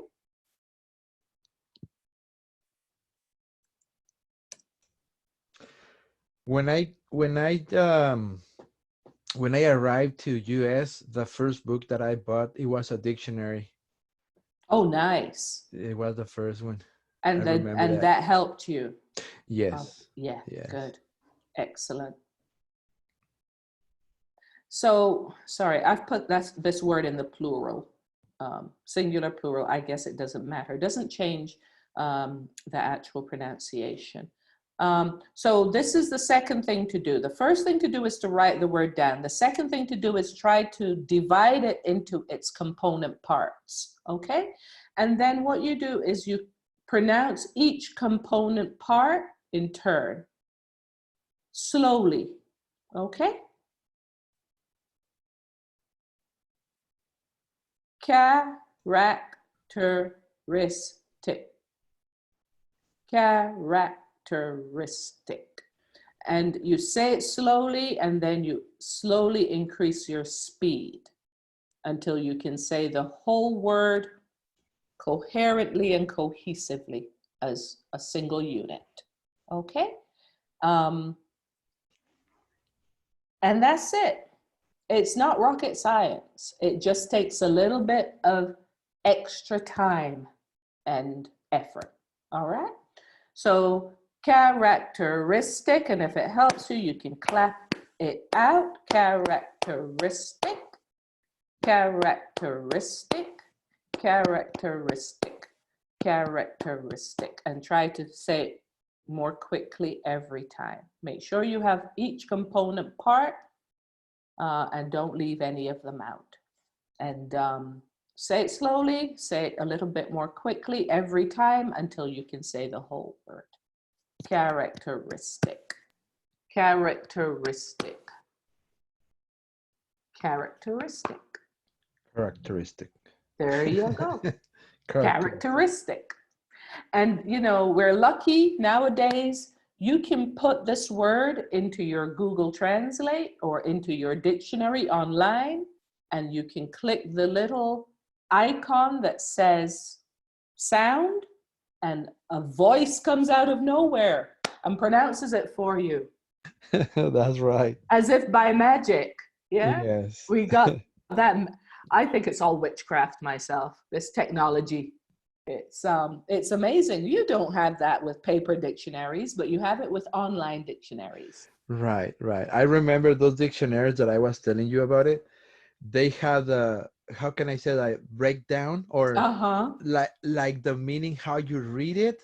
They have this, they spell it phonetically. They have Yes, this, and but they have phonetic symbols. yeah, but for me that was like Russian, because they got all Yeah. these symbols that I don't even understand. I'm Exactly. like, oh. You need to know what those symbols mean. Exactly. Yeah? And they don't write those words in, say, English according to the Spanish phonetic spelling. They write it according to English phonetic, pronunciation, sorry, not spelling.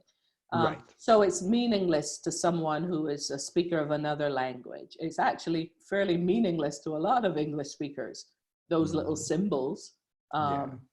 So it does help if you've got if you can find an online dictionary, you can just click on the little icon that says pronounce, or, you know, sound, or I can't remember what it says. Let me see on my Google Translate how they say it.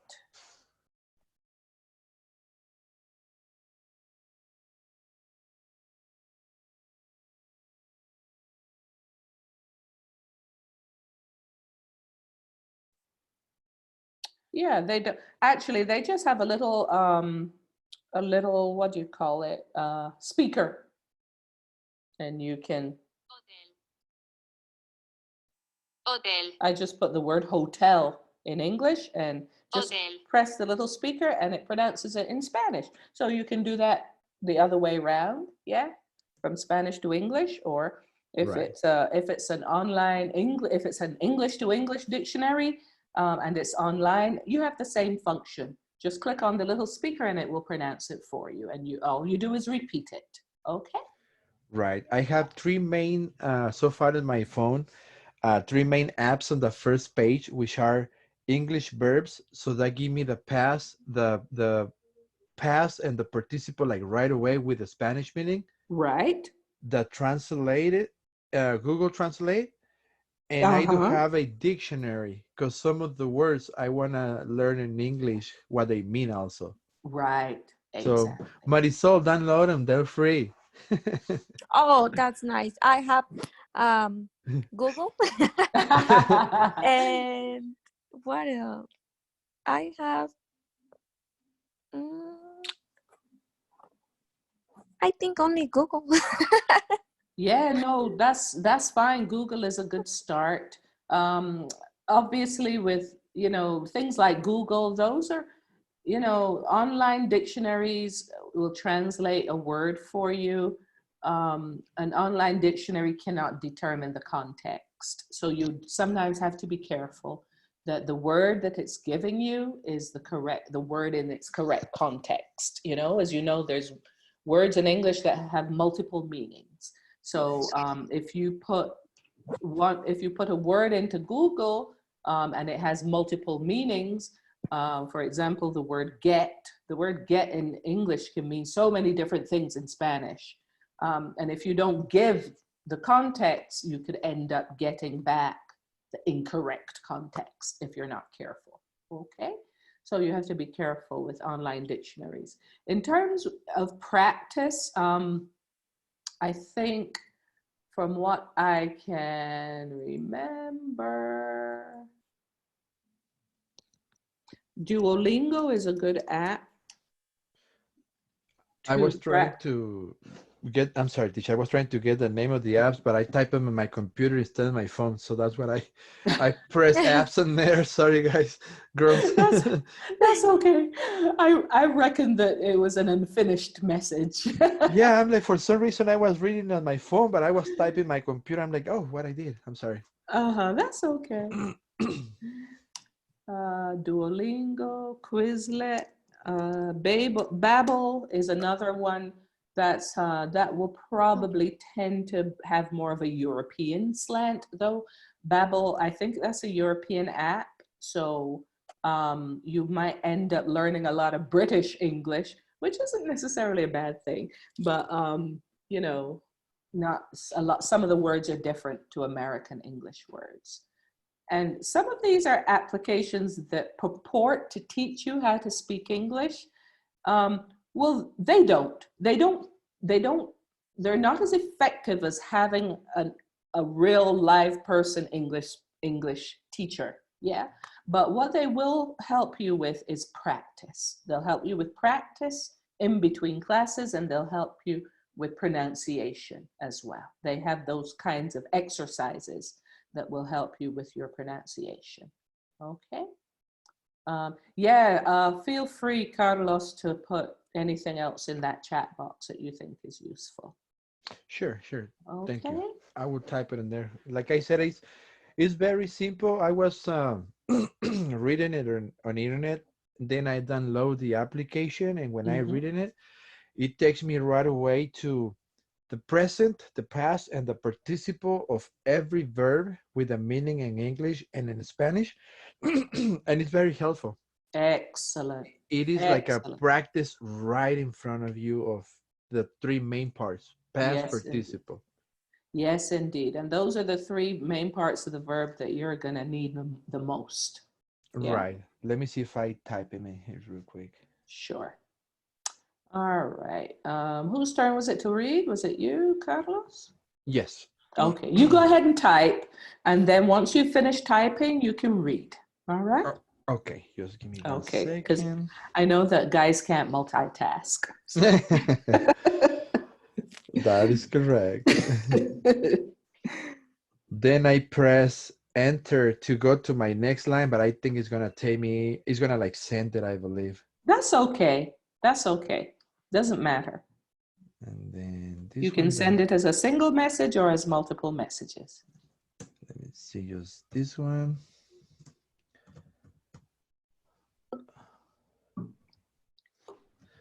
which is the very easier and basic, and then I have the dictionary, which is helping me a lot because I also have, um, like you said, there's a little speaker that Uh-huh. it will pronounce the word, Mm-hmm.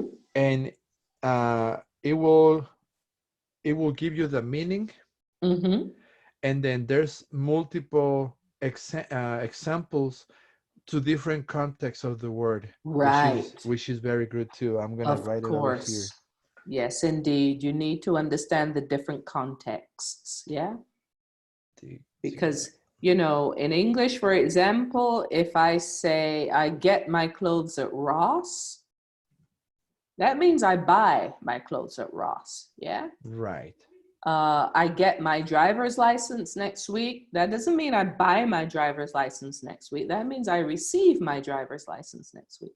So we have a lot of these words in English that can have so many different meanings depending on the context. Yeah. And it's important to understand the different contexts and to see examples of the different contexts of specific words. Right. Yeah. So yeah, those are the three that I have been using lately, Excellent. especially when do homework. Mm-hmm. Because I try not to go like right away to like Google Translate because it Mm-hmm. tells me I would say the answer. But Yes. if I go to the dictionary or to the verb, I figure still in English the meaning for the context that I wanted instead of having the answer right away from Translate. Exactly. Yes, indeed. It's like using, if for Spanish, for example, like using the Royal Academy's dictionary as opposed to Google Translate. Yeah, because the Royal Academy's dictionary, whatever you think of it, um, that's going to tell you the pure Spanish meaning of the word in Spanish and the Spanish context. Right. Yeah, rather than Google Translate, which is, at the end of the day, the Google is a computer and it can't think of everything. As a Right. matter of fact, it can't think. I don't believe that computers can think. I know some people do. I don't believe computers are capable of thinking. I believe that computers are capable of analyzing data. That's all they do. They analyze data. You put Mm-hmm. data in, you get data out. They're not creative. Yeah, not like the Right. human brain. So you have to realize their limits in that respect. Okay. Right. Excellent. Thank you for that, Thank Carlos. you, Thank you for Carlos. sharing. Thank you for sharing. Sharing All is right. caring. Oh So, yeah. thank you. So, can you read tip number 5, please? Yes. Learn to admit that you don't understand something. Adults tend to not like admit if they don't understand something in Not their like second admitting. admitting. Admitting. All right. Mm-hmm. Yes. Adult tends to not like admitting if they don't understand something in their second language. Instead, they simply nod their heads in agreement and move on. However, this is not helping you learn. Instead, try saying something like, would you say that again, please?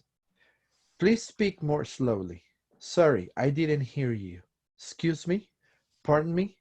I didn't catch that. Uh-huh. Yes, Mhm. indeed. So sometimes we kind of have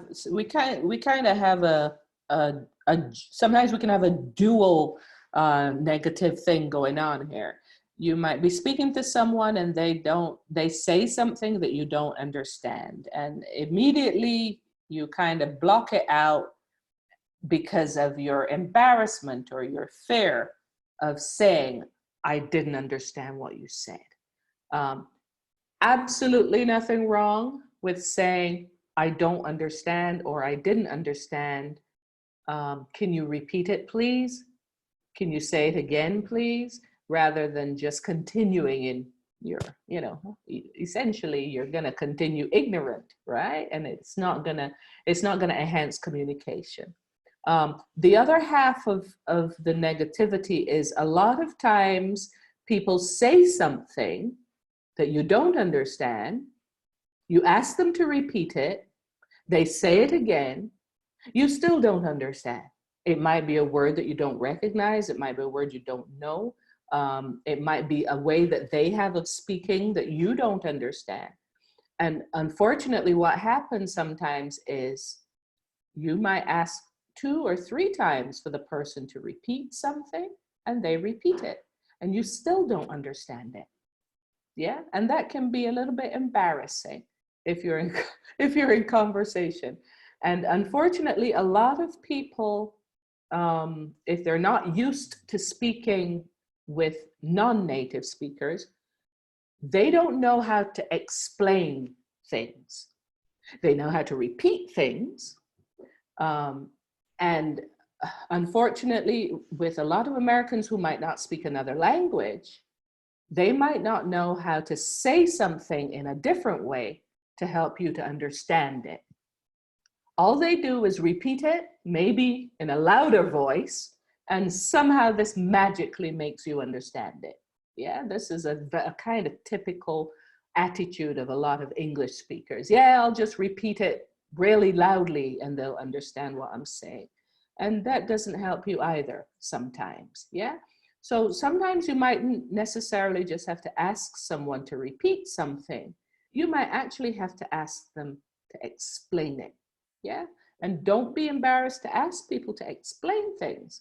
Say, I don't know what that means. Can you explain what that means? Or can you tell me in a different way, please, what that means? Or I've never heard that word before, or I'm not familiar with that. Can you tell me what it is? Yeah.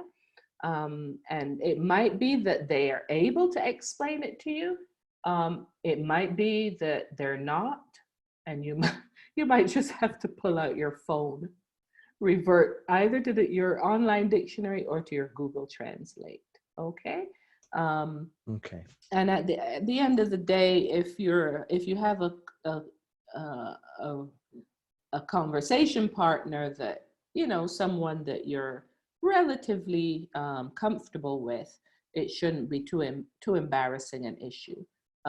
But, you know, sometimes you might be in a store, or, you know, you could be at the auto shop or the mechanic or the post office or whatever, and someone says something to you in English and you really haven't got a clue what they're talking about. It might be one tiny little word that you don't understand, and it nullifies the whole meaning for you of the whole sentence. Yeah. There's times when you just have to say, I'm sorry, I don't understand.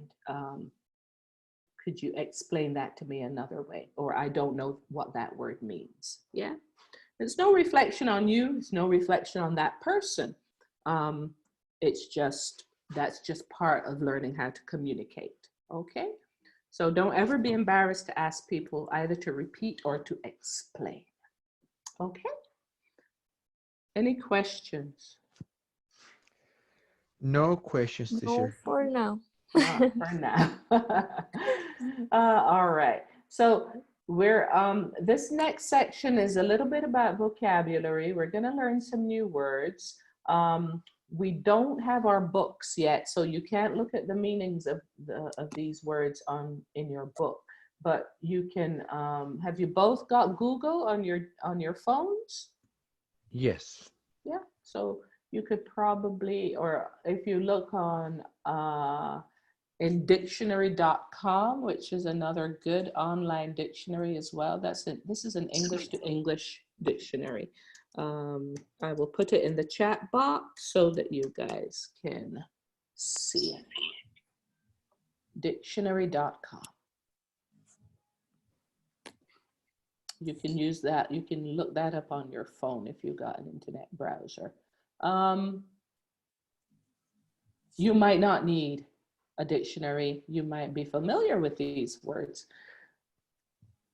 Let's have a look at them. To agree, does everyone know what that means? I hope so. Yes. I hope so. And in English, you know, to agree is, it's a verb in its own right. So you would say, I agree, if you agree with someone. Or you would say, I don't agree, if you don't agree with someone. It's not like Spanish where you have to be in agreement. I don't think you guys actually have a word in Spanish for to agree. You have an expression to be in agreement. Yeah? Estar de acuerdo. And in English, we don't ever say I am agree. Okay? Please don't say that. It's a common mistake. That construction doesn't exist. We always say I agree or I don't agree. The opposite of to agree is to disagree, okay? And it has exactly the same as a regular verb, same construction as agree. You can say I disagree or I don't disagree. Okay, works just like agree. Yes, in the chat box. I don't disagree is agree, right? Yes, indeed. Exactly. Okay. Yeah. And, you know, it's a lot of the times, Carlos, it's used what we call euphemistically, meaning people say, I don't disagree when they don't want to say as like strongly, I agree. Yeah. They might say, and normally when you say to someone, I don't disagree, there's a but coming. Yeah. I don't necessarily disagree with you. It's like an agreement with reservations. Okay. Right. You'll Okay. say, I don't necessarily disagree with you, but think of this particular aspect of it. Yeah. That's very common in English. Okay. Argue. What's that mean? Not exactly fight, but conversation in different perspectives or opinions. Exactly. Yeah. Yeah. Actually, it can mean a fight. It can mean a fight in the American sense of to fight verbally. Yeah. Right. So it's when you have a verbal fight with someone, when you have a strong difference of opinion. Conversation. What we having? Right. Well, yeah. Exactly. Like speak each other, Speak like and ask a question listen. and listen. There you Right, go. Marisol? Excellent. Excellent. Yes, indeed. To ask a question and then listen. That's what a conversation is. Yeah, you ask a question, then you listen. It's a dialogue between people. Excellent. Good. Courage. Any idea what that is?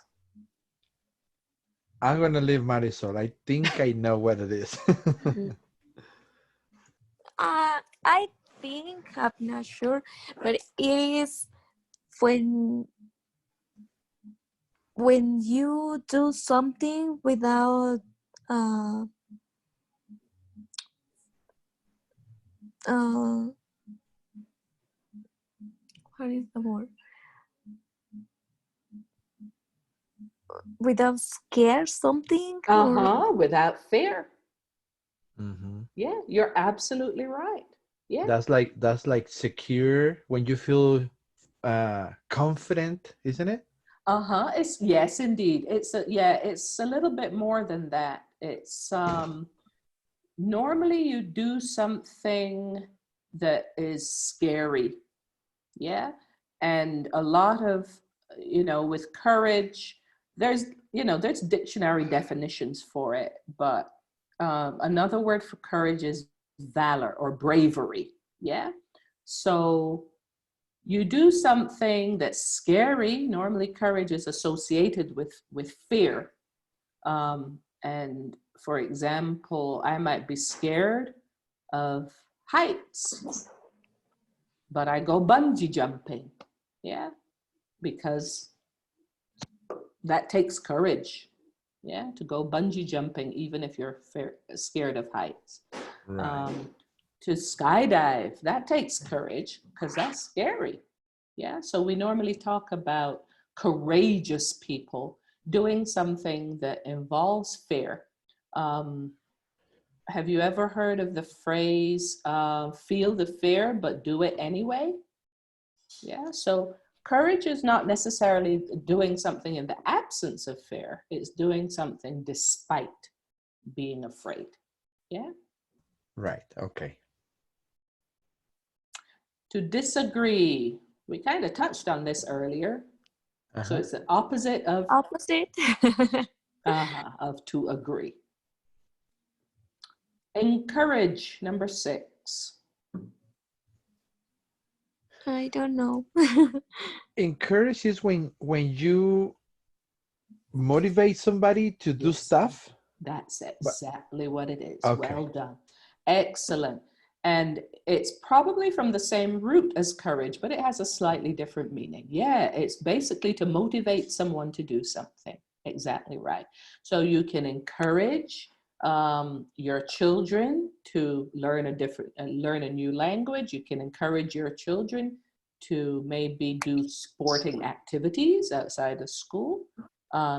You can encourage your staff to come to you with problems if they have any.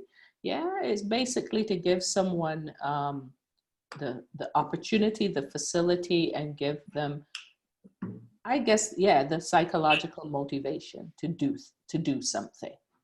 And it doesn't necessarily have to be something scary. It could be anything. Okay.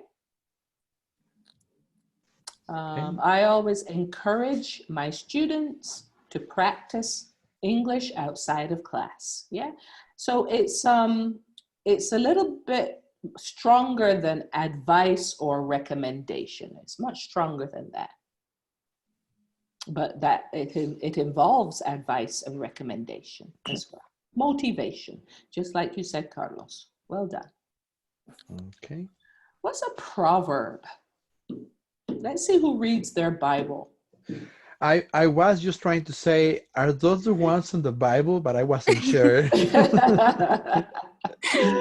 I think the same. That word means Bible. Yeah, it is actually pretty much exactly the same. Okay. Proverbs are sayings, yeah, wise sayings. And typically in, Latin, what we call Romance languages like Spanish, English, French, typically they come from, the Bible, which is kind of the basis of Judeo-Christian philosophy and teachings, right? It's one of our kind of most iconic historic books. So a proverb specifically is from the Bible, but in general terms, in both languages, it's anything that's a wise saying, something that is more profound than just its individual words. Okay? And what about a quotation? I heard the word, but I can't remember. I don't know if that's related with um price something or Mm-hmm. underline something. Mm-hmm. Yeah. In you probably heard it in the context of asking someone for a quotation. Basically an estimate of how much something's going to cost. Yes, exactly. Mm-hmm. Yeah. That's one meaning. It wouldn't be English if it just had one meaning. This is a word with Yeah. more than one meaning. Yeah. So do you remember way at the beginning of the lesson, we saw a quotation by Robert Bly, that American poet and writer? The quotation about what a conversation is? Is the it's kind of like basically like a saying. Exactly. Yeah. Oh. So it's a saying that someone specific said. Okay. A proverb is just a wise saying. Un dicho, I guess, profundo. A Right. quotation is Oh yeah, that's right. verbatim. It's kind of verbatim reproduction of what someone else said. And, typically speaking, it's a famous person, okay? If I say something and you repeat what I said, no one's gonna call it a quotation. I'm just your English teacher, okay? But if you read something, say, if you read Don Quixote, and I had that on my head right now. there you go. Yeah. And you repeat a line from Don Quixote, that's a quotation by Cervantes, right? Right. Yeah, I have That's a that. quote. There I you go. have the one in me in the head that it says, "If the dogs are barking, it's a sign that we are uh in advancing or in, on a walking progress." You know, something like that. Okay, okay. So if the dogs are barking, we're making progress. Yes, that means Yeah. they still ahead. They still walking ahead or uh, riding their horses ahead. Ah, okay. So this is within a hunting context. Yeah, and we use it. I mean, I learned a little bit about how to use it. An example, like in jobs, like if you're great being a great teacher, but you have some other ones saying probably bad stuff about you, maybe um they can get along of knowing that you are better, so you're making your noise. It's like Uh-huh. you see what I'm Yeah, saying? Like of people will talk course. wrong about you because you're still going ahead and Uh-huh. stepping up. Exactly. So So basically you're a threat to people if you're doing the right thing, right? yes, Yeah. yes. So that's what I heard as the first time when I get promoted to the position that I have. Uh-huh. I heard a lot of stuff on the field, a lot of comments, Uh-huh. and one of my coworkers say, "Well, don't worry about it, because if the dogs are barking, it's a sign that That you you're skip advancing. you're advancing." So Yes, I'm like, indeed. cool. And that's always a great attitude to have towards, gossip and haters. Haters aren't going to hate you if you're not doing well. So Yes. if haters hate you, it means that you're doing well. Good for you. Ah, good. So yeah, we had that example at the beginning from Robert Bly about what a conversation is. This is a very famous quotation in English.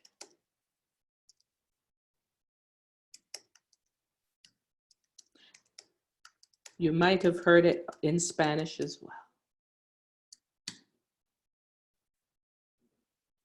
I've put it in the chat box.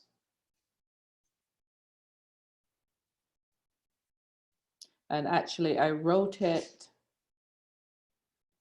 The words are correct, but what should I have done? What do you think is missing? What do you think is missing from what I've just written?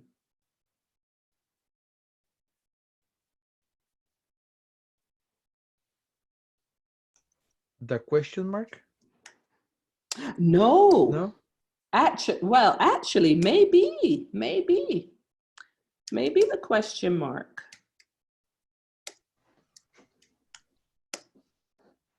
I'm not sure if it was originally written with a question mark, Carlos, but I'll write it with one.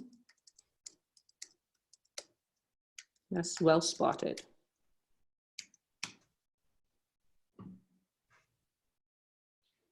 What has it got now that it didn't have before, apart from the question mark? I put the question mark in there. Capital. Shoot, I can remember the marks on the beginning and on the end. I forgot Uh-huh. the punctuation, or Yes, indeed. What are they called? I had a name. Marisol, help me. Um, I had the name, like it's a saying in my tongue, but I can say it. Can remember. And Spanish won't help you because it's not anything like it is in Spanish. Yeah. Diéresis. In Oh wow, Spanish? that is no, it's No. Comillas, no? En Oh, español. comillas, comillas. Las But comillas. it's not, you wouldn't say little commas in English. It is, they're called exactly what they are. Quotation marks. Mm. Okay? And a quotation mark should always be written at the beginning and the end of a quotation. And that's normally the difference between a proverb and a quotation. You might see a proverb in quotation marks, you might, but they tend to be more generic. A quotation, you should always put in quotation marks, always, okay? If you're reproducing it word for word, you should always put it in quotation marks, technically speaking. Yeah. All right?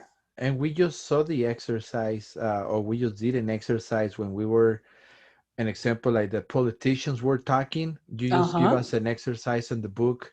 Um, they said, oh, I mean, use a quotation mark when they are speaking, how they say it, or if we report it, something like that. Exactly. Yes, indeed. Exactly right. Yeah, and there's, you know, the two different forms of reporting speech. You say what someone said, you know, using a say verb, you know, the minister stated, and typically that's followed by that. Yeah, the minister stated that, the secretary reported that, he declared, the governor declared that. And then you report, you can paraphrase what they said, but when you're actually saying exact verbatim what they said, it's normally in quotation marks and just a comma. A comma precedes it rather than the word that. Yes, indeed. Yeah, and I Yeah, think it's actually in the name. I think it's quoted, quoted speech and reported speech, right? exactly. Exactly. Right. Well done. Well done. So now that we're comfortable with these verbs, well, actually, some of them are nouns. A couple of them are nouns. The last two are nouns. Number 3 and 4 are nouns. Number 7 and 8 are nouns. The others are verbs. Now that we're comfortable with these words, let me know if you're not. Do you have any questions about any of these words? No. I No? don't. Okay, so let's use them. I'd like you to write questions for each other. And we've literally got about 6 minutes left, so you're gonna have to be quick. Only 3 questions, yeah? 3 questions each for each other using any of these new words, okay? Okay. Okay. 1 minute, seeing as we're pressed for time. 1 minute.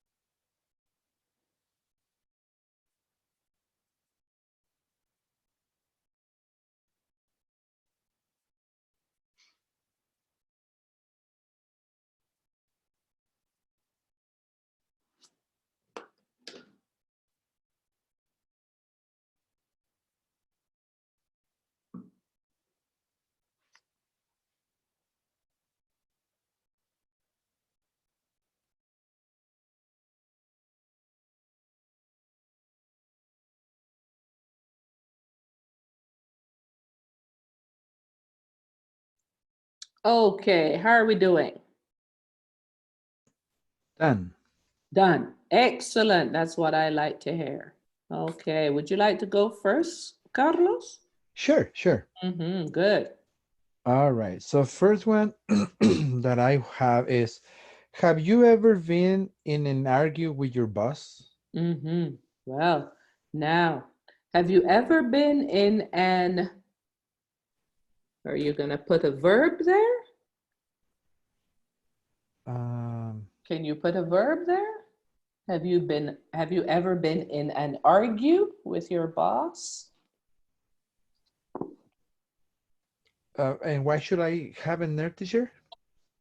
I would suggest a noun. What's the noun from argue?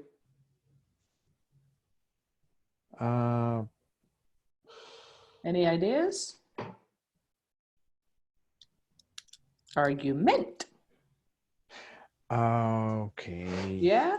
So if you say in an argument, have you ever been in an argument? Yeah.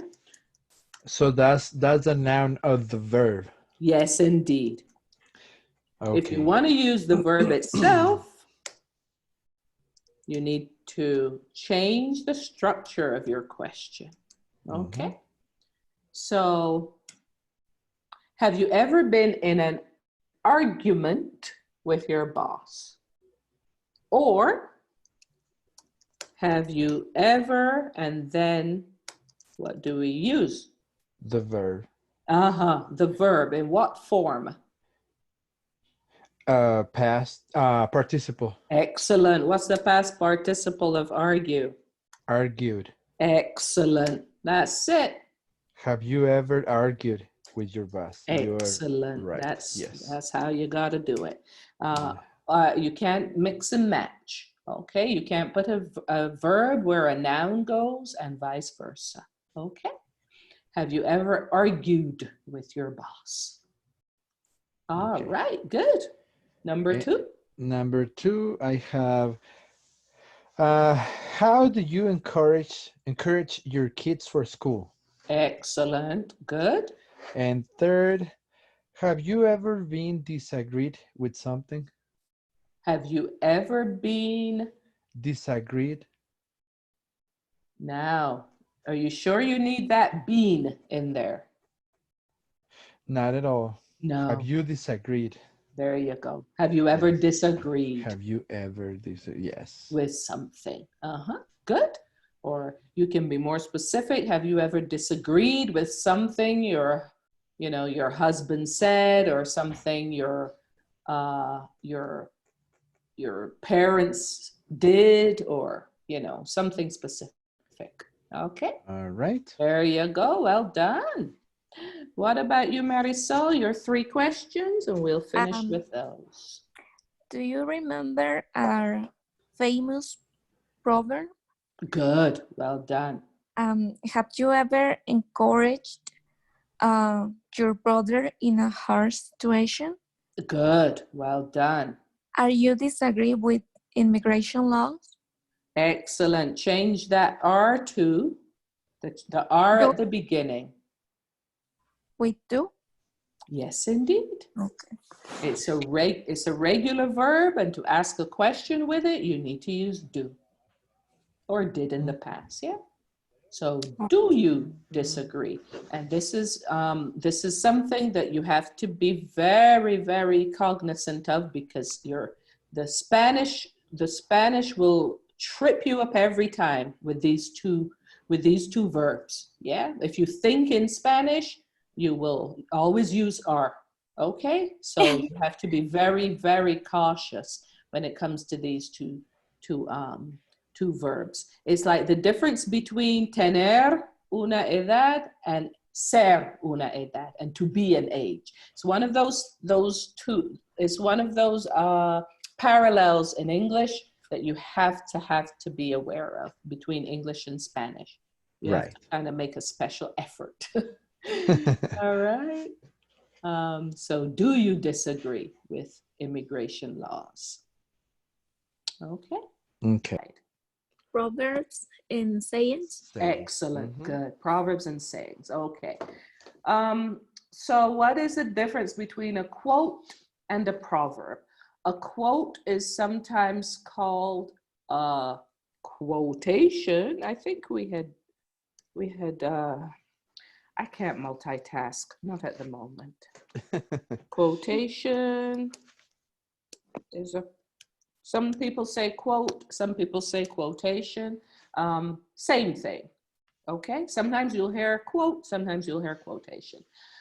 So I think we had briefly discussed this last week. Do you remember what we said was the difference between a quote and a proverb, or a quotation and a proverb? I don't remember, to be honest. I know that one of them is uh like inspirational, Uh-huh. Yes, and indeed. the other one was about um like a slang. Okay, Some, well, you're probably thinking of an idiom, okay? yeah, okay. And proverbs proverbs and quotations alike can be idioms, and an idiom, pretty much these two fall into the category of idioms. And you're absolutely right. It's not necessarily slang, because slang we tend to associate with just modern speech. Um, but an idiom, in its purest sense, is normally a deep or a profound saying. And it's normally a metaphorical saying that doesn't mean literally what its words say. Okay? So you're absolutely right. It can be an idiom. Both quotes and proverbs can be idioms, and the other way around. Okay? Um, both a quotation tends to be something said by a specific person. Okay, so you might have a quote or a quotation from a famous writer, a famous philosopher, Oh yeah. a famous, even a singer. Yeah, sometimes even a politician um, can say something really profound, and then it goes and it lives on in history, right? Because sometimes you hear quotations by people who lived centuries ago, yeah, um, and they don't necessarily have to be even, they don't have to be literary people. They can be just high profile people. If I say something deep and profound, nobody will quote it. Unfortunately, you never know, maybe 2 centuries from now. um, but yeah, quotation is something said by a famous person. A proverb is normally a wise saying as well. The vast majority of proverbs come from the Bible, but there are proverbs that don't necessarily come from the Bible. And proverbs were written primarily, and there's actually a book of Proverbs. If you guys remember your Old Testament, did you guys Mm-hmm. grow up reading the Bible? Yep. Mm-hmm. Yeah. Yes. Um, okay, Janet has joined. If you remember, in the Old Testament, the book of Proverbs, have you heard of it? Yes.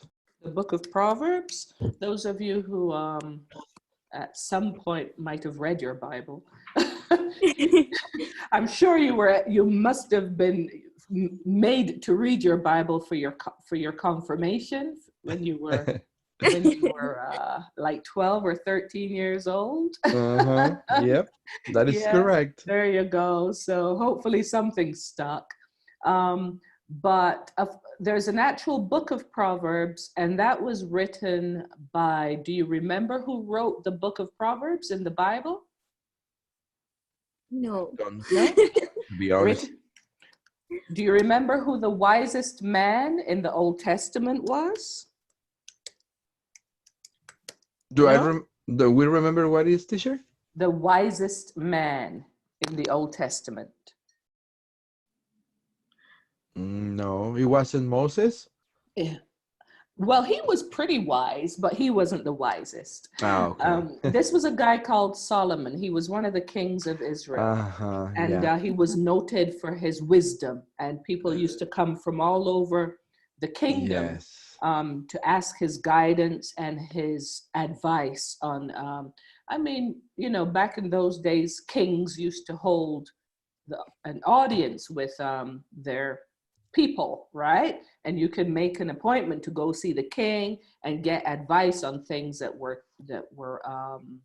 you had an issue with, if you had problems. Yeah. So King Solomon was noted for his wise.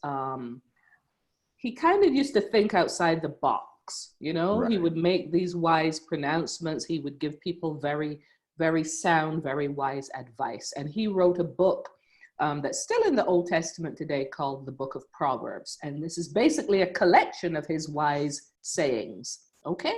The word proverb with normally you'll see it with a small p, and with a small p in English, it's come to be known as just a saying that's really deep and profound. Okay? So both a quote and a proverb can be inspiring. So let's take a look at some common examples. Today is a new day. Sounds obvious, right? Right. Yes. What do you what do you think it actually means? I think it's really positive to start again. Yes, indeed. Mm-hmm. Everyone agree? Yes. Yes, guys. Yes. You better say yes, guys. You better say, well, you don't have to. You could disagree. We could have a debate. Janet, did you join us? Yes, hi. Hi. Good morning. How are you? I'm good, thank you. Oh, excellent. Okay. All right. So yeah, today is a new day. That's starting on a positive note and kind of forgetting what happened yesterday. Yeah, the implicit idea is that you concentrate on the present rather than the past. Yeah. So yeah, it's a kind of a positive attitude to start the day with. Look at number 2. Who wants to read that one? Janet, come on, you're early today. Janet's probably drinking her coffee, right? No, this time I'm working this morning. Oh, okay. Do you want to read number 2, Janet? Yes, okay. So you can catch more flies with honey than with vinegar. What do you think that means? That means I think is if you be kind and get more friends instead of enemies. Yes, indeed. Yeah, that's certainly a part of it. If you're a nice person, you'll attract people to you. Yeah. Yeah. There's also the implication there that if you want something done, for example, you know, say, you guys have staff that you supervise, right? So if you want your employees to do something for you, it's kind of more, it makes more sense to ask them nicely, right? Be nice to them, ask them nicely to do something rather than ordering them or commanding them to do it, because they're likely to be more willing to do something if you ask them nicely. That's, that's not everyone's management style, but I think it's a more positive management style. From small beginnings come great things. What do you think that means, Carlos? I think that's about motivate you to start what you want to do. I mean, is sounds like it's like nervous or scared about starting by yourself or something, but it is a small start or a small beginning when it comes with greater things, right? I mean, it's something to start. Yeah, you got to start somewhere. Yeah. If you want to build a house, if you don't put the first brick down, you won't get the house built, right? Right. So it needs to happen as it needs to happen a start or something. You need to start somewhere. And there's another saying from that every great journey begins with a single step. Yeah. If you don't start with one step, you can't finish your journey, right? All right. Which of these is your favorite? Which of these is your favorite? Did Gustavo just join? Hey, good morning, guys. Hi, Good good morning, morning. Gustavo. Morning. Long time no see. How are you? Good, good. Excellent. Excellent. Thought maybe you'd left the country again. No, I'm still here. Still here. Good, Uh, good. Good to see you. uh, All right. So of these three, which do you guys prefer? Who likes number one? We can take a vote. Who likes number one? Today is a new day. I like to. You like two? Uh-huh. Yes, the first one Mm-hmm. and the third one. Oh, okay. Good. Excellent. I like all three, but I rather go with the number three. Mm-hmm. Good. I like three. What about you, Janet? I like to. You like, two and three? Yeah. Yeah. Gustavo, I know you joined halfway through our discussion here, but we're talking about these sayings, these wise sayings. Are you familiar with any of these three sayings? uh, yeah, maybe number one Number one, today and is a new day. and Yeah. number three. And number three, Yeah. good. All right, I really like number two. Because I've got a few people that I kind of need to manage, and I always find it much more what's the word? I always find it much more not profitable, but beneficial. I find it a lot more beneficial to try and get what I need done if I'm nice to them. Yeah. rather than if I bang them over the head with a baseball club. Yeah.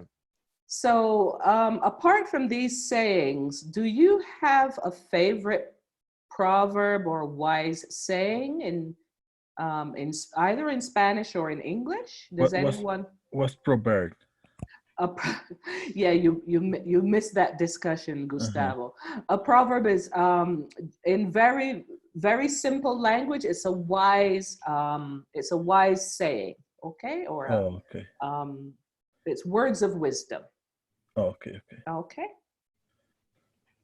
So, does anyone have a favorite proverb or saying that they like to live by, or that they quote a lot, or that your parents maybe said a lot when you were growing up and it always stuck with you? I do have one, teacher. Mm-hmm. I actually use it. I heard it a long time ago. Mm-hmm. I apply it to myself, and actually when I have, especially at work, well, including at home, but especially at work, when we have these conferences, I use it. It's not like really polite, but at the same time, it's strong. Okay. I tell everybody in order to step up of the chain or to learn more, Mm-hmm. there's no stupid questions. Mm-hmm. There's stupid people that don't ask. Yes, indeed. That's how I put it all the time. But in Spanish, it's a little stronger because you use another word. You know, right? I could well imagine. Yes, to start with a P. So, Oh uh, yeah, so I think I know that word. yes. So that's what I tell them. You know, it's like don't stay quiet when you want to learn or step up. There's Quite right. no Yes, there's no stupid questions. There's the stupid people that don't ask. That don't ask. Quite right. I agree. You will always stay ignorant if you don't ask questions. Exactly. You're absolutely right. Good. Anyone else has a favorite proverb or saying, words of wisdom? Okay. Nobody. I Nobody. One, but I don't know. This one. Go on then, Janet. Go on. Let's hear it. I say to my kids every time, you have nothing nice to say, don't say nothing. I agree with that 100%. Yes, indeed. That's so true. and it's really popular. We heard it Yes, a lot. indeed. Yes, indeed. And I think it's an important one to teach people from very young. Yeah.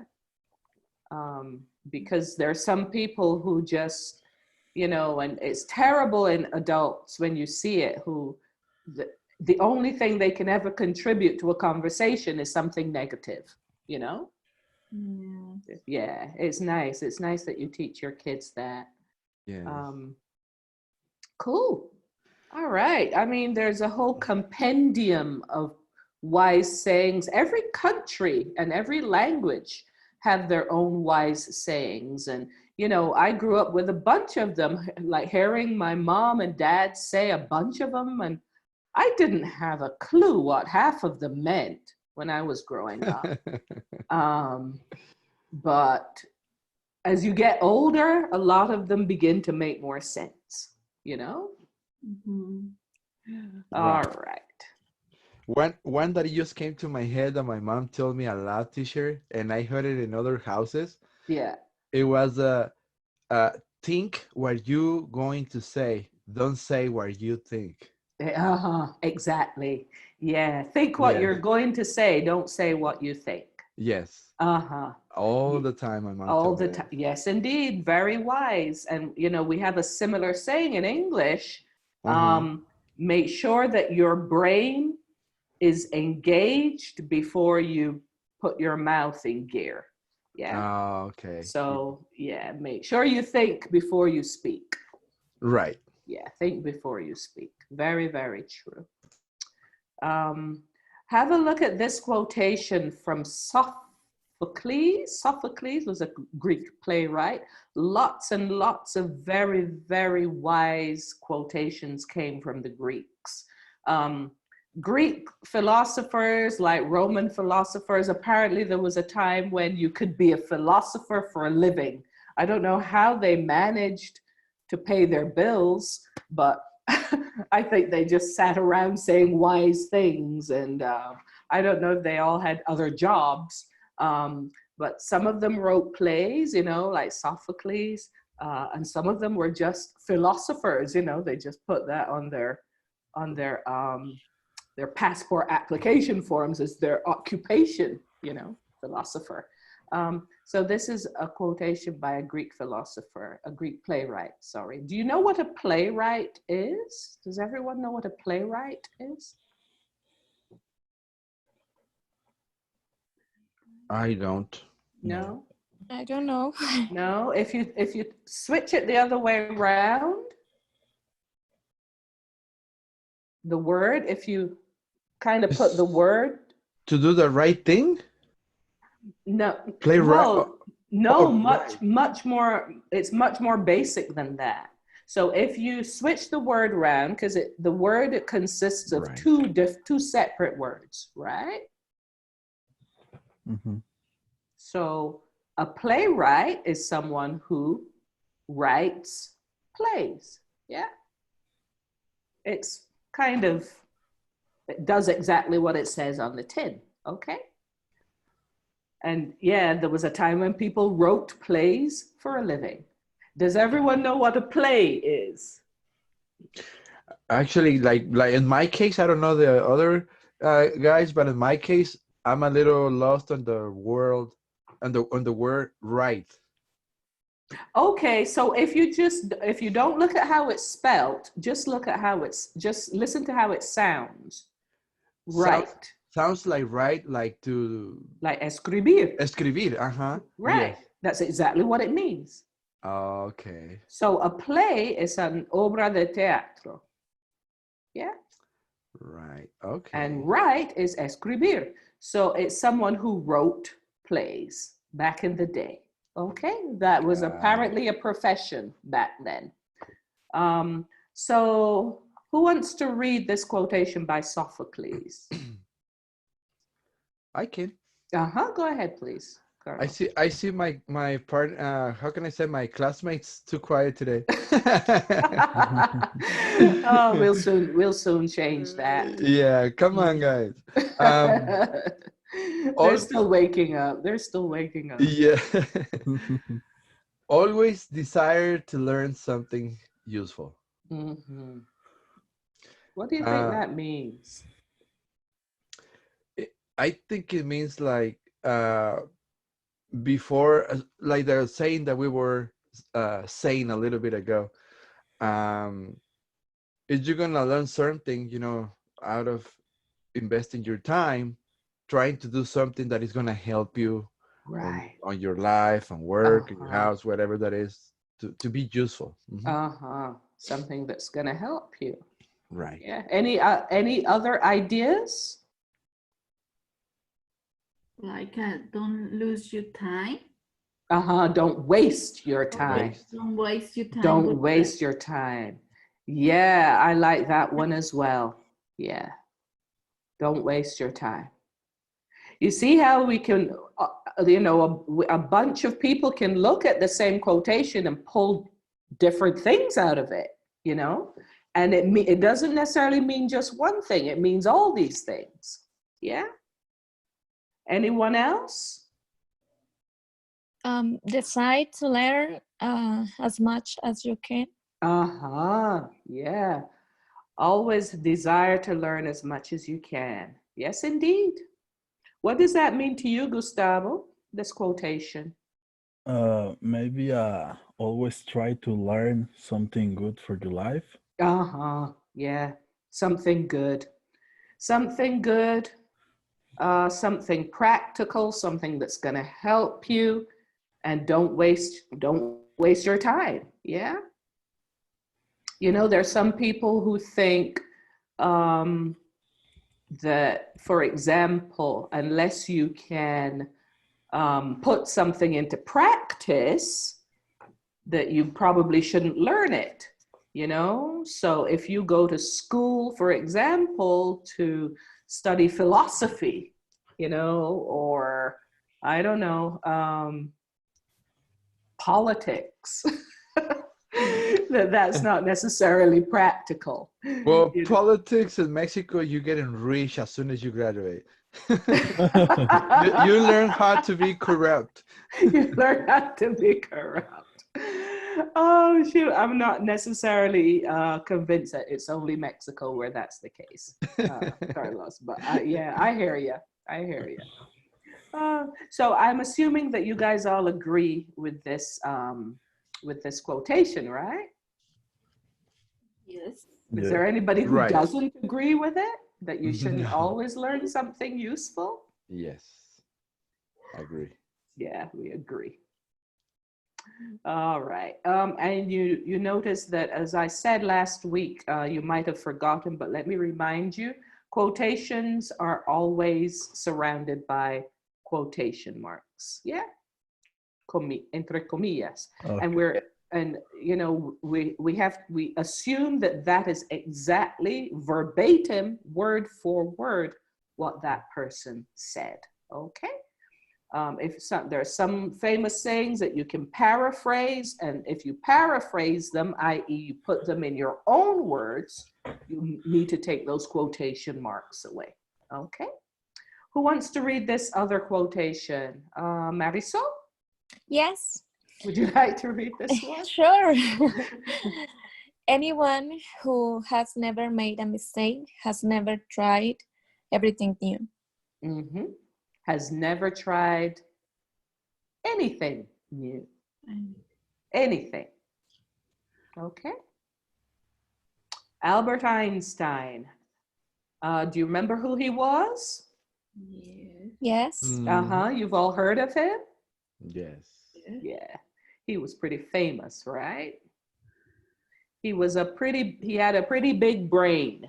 He was what we would call nowadays a nerd. Okay, because he was so smart. He was so smart. Right. He discovered a whole bunch of physical theories. including the theory of relativity, you know, lots of theories that modern physicists help modern physicists to understand the way the universe and the world works. Okay. So do you agree with this quotation? Yes. Yes. Yes. Yes, indeed. We have to make mistakes, right? Otherwise, we don't get anywhere. And how many times have we allowed the fear of making a mistake stop us from, you know, say something as simple as practicing English? How many times when we first started were we scared to make a mistake when we were speaking English, right? Right. No That's true. mass, no mass, no more. All right. I heard a lot of related with that saying when I talk to people about, you know, how important it is to learn English. I heard when they say, well, English is not for me. Yes, Or of or I course. am too old for Oh, I am that. too old. Yeah, Uh-huh. that's true. That's true. Yes, indeed. But that I'm is too related. old. Mm-hmm. It's not for me. Yep. How many people do you know from your community that just say to you, I don't like English? I don't like it. I think it's an ugly Right. language. That's why I don't learn it. Mm-hmm. I've heard that as well, you know? I think a lot of the time it's just because they're scared to make mistakes. I think it's all about it, about Uh-huh. failing. Mm-hmm. And you know, this isn't necessarily only just for something like learning English. You can put this into the context of entrepreneurship as well.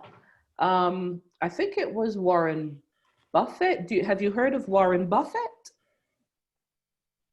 No, I don't. No. No. After class today, this is going to be part of your homework. I would like you to Google Warren Buffett, okay? I think he's probably the richest man in the world as we speak. He's certainly up there with Bill Gates. I think he's actually wealthier than Bill Gates. And Warren Buffett said that, you know, basically, if you want to be successful in business, you have to be prepared to fail. And to obviously to fail, you know, you have to take risks. Yeah, you have to take risks. Sometimes the risks will pay off, sometimes they won't. But you'll never make it as a business person unless you're prepared to fail. Yeah. So Google Warren Buffett. I've put him in the chat box. And he kind of knew what he was talking about, really, because he has a ton of money. Okay. Warren Buffett. All right. Who wants to read this next quotation? Gustavo, would you like to Okay. read this one? Mm-hmm. Right. Success is liking yourself, liking what you do, and liking how you do it. Mm-hmm. Liking yourself first, liking what you do second, and liking how you do it. Because there's lots of different ways to do things, isn't there? Yeah. Especially if you think of business, there's ethical ways to do things and unethical ways to do things. There's positive ways to do things and negative ways to do things, right? And this was a quotation by Maya Angelou, who is she's very, very famous African-American poet, and she's still alive. What do you think of this one?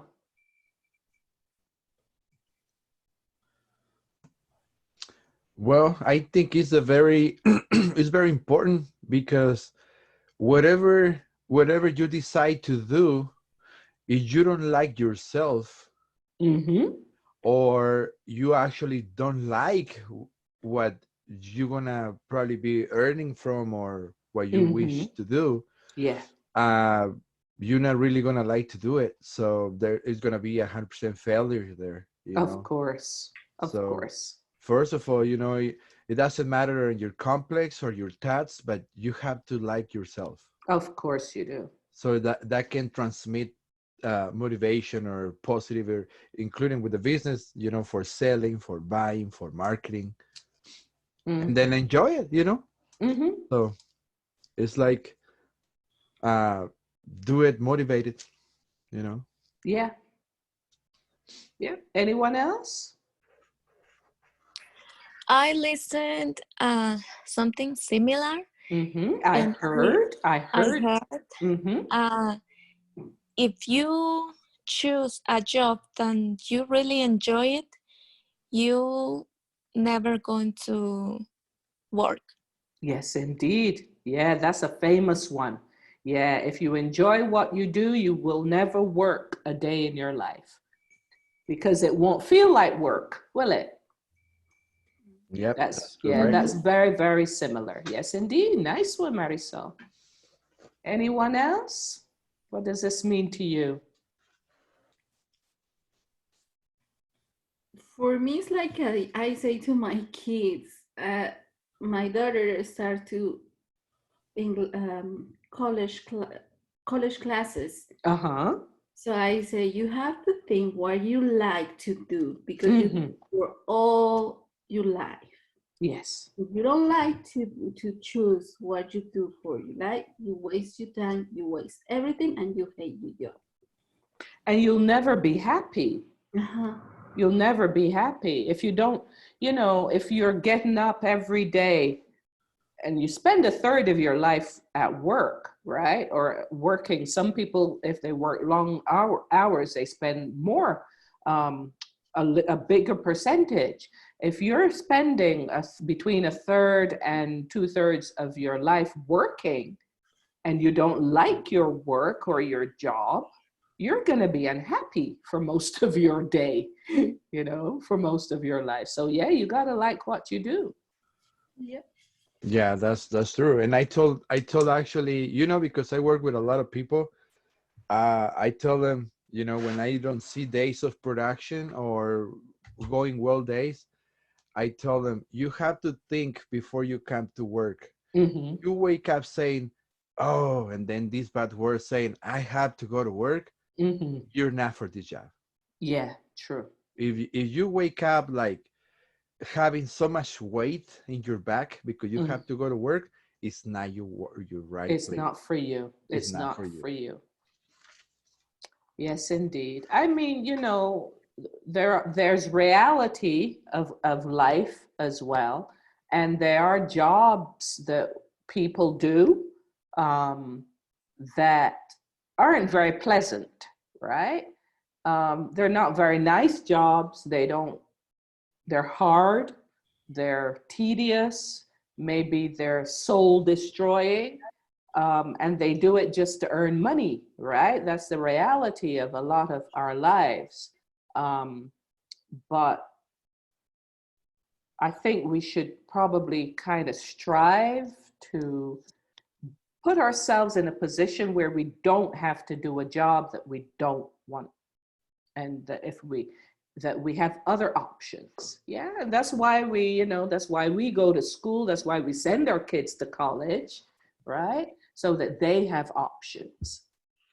We go to college so that we have options, right? Who is surprised at this definition of success? Thinking of America, the American philosophy of capitalism, basically, making money, the American dream, being comfortable, and being rich, right? Does it surprise you that this definition of success doesn't mention money?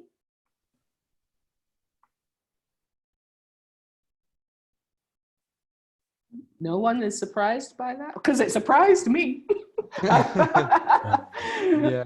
I was very surprised to see an American talking about success, and it had nothing to do with money. Yeah, I think this is, I mean, this is kind of like general, But Mm-hmm. behind these green letters, of course, it's a lot of money signs, you know. Mm-hmm. I feel it that way. I don't know the rest of the guys. What do you guys think? Are you surprised that there's no mention of money in this definition? Gustavo, for Yeah, example? yeah, it surprised me. Yeah. Yeah, because America is all about money and make money, Yeah. and yeah, Yes, indeed. And thinking of people that you would generally associate with success, rich people, right? And let's not mention any names, but let's think of some high profile rich people. Do you think that they can all say that they like themselves, that they like what they do, that they like how they do it? Yes. I think it depends the person, Uh-huh. because if I were a rich person Mm-hmm. and Yeah. I had a son, a daughter, Mm-hmm. and I enjoy my work, my job, but my son or my daughter doesn't. Mm-hmm. Uh, it's only because he or her is my family, He or she. Uh-huh. he or she. Mm-hmm. I have seen the. Oh, I'm sorry, Marisol, you're done. Uh, yes, but I. Sorry. I'm not sure. I'm not sure I understand, Marisol. Okay. So do you want to If explain a little more? yes, I said depends a person, Uh-huh. because if I have a son I'm going to say a son, Okay. and I have money, my money will be for him. Uh-huh. But I I don't know if my son really enjoyed my job. Right, right. Yeah. So for Oh, example, yeah. if you had a business, Uh-huh. you know, if you had a business, say you bought a Burger King franchise, right? And as a franchisee, your Burger King was very, very successful, and you made a lot of money from it. That doesn't necessarily mean that your son or your daughter wants to be a Burger King franchisee as well. Uh-huh. They might want to be an artist, yeah, or Yes. a racing car driver, or or a Yeah. poet or something. Yeah, Mm-hmm. I understand. I Or, agree. or the other way around, that maybe you don't like the way you have this Burger King to work, but you're making a lot of money for your kids. It's like Yeah, I hate to have a Yeah. Burger King and not do something else that I enjoy, but yeah, at least it's making good money for my kids. of course. Yes, that's true. Yeah. And it might not necessarily be something that your children want to continue. They might not Yep. want to go into that business. They might want to go into a different type of business, Right. or maybe not go into business at all. Yeah, but Mm-hmm. you have to know that that is good, what you want to do.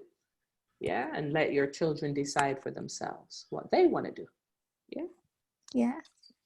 Cool. All right. Any questions before we move on to talk about gerunds? So in this level, guys, we're going to be doing a lot of these quotations, a lot of proverbs, a lot of sayings, a lot of idioms, and we're going to be looking beyond the individual words. Okay, we're not just going to be looking at what these sayings and these quotations say. We're going to be trying to think of what they mean. Okay, so we're going to be delving a little bit deeper every single time, so that you can get a kind of a deeper and more profound more than just one-dimensional understanding of English, okay?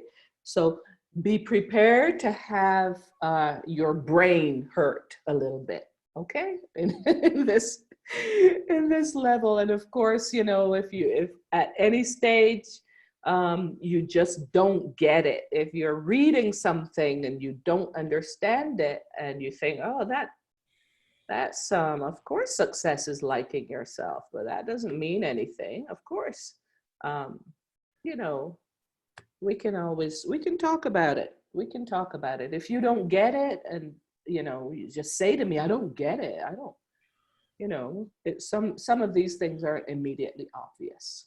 Okay. Okay. All right, let's go on. Let's do a little bit of grammar. Let's go back to the gerund.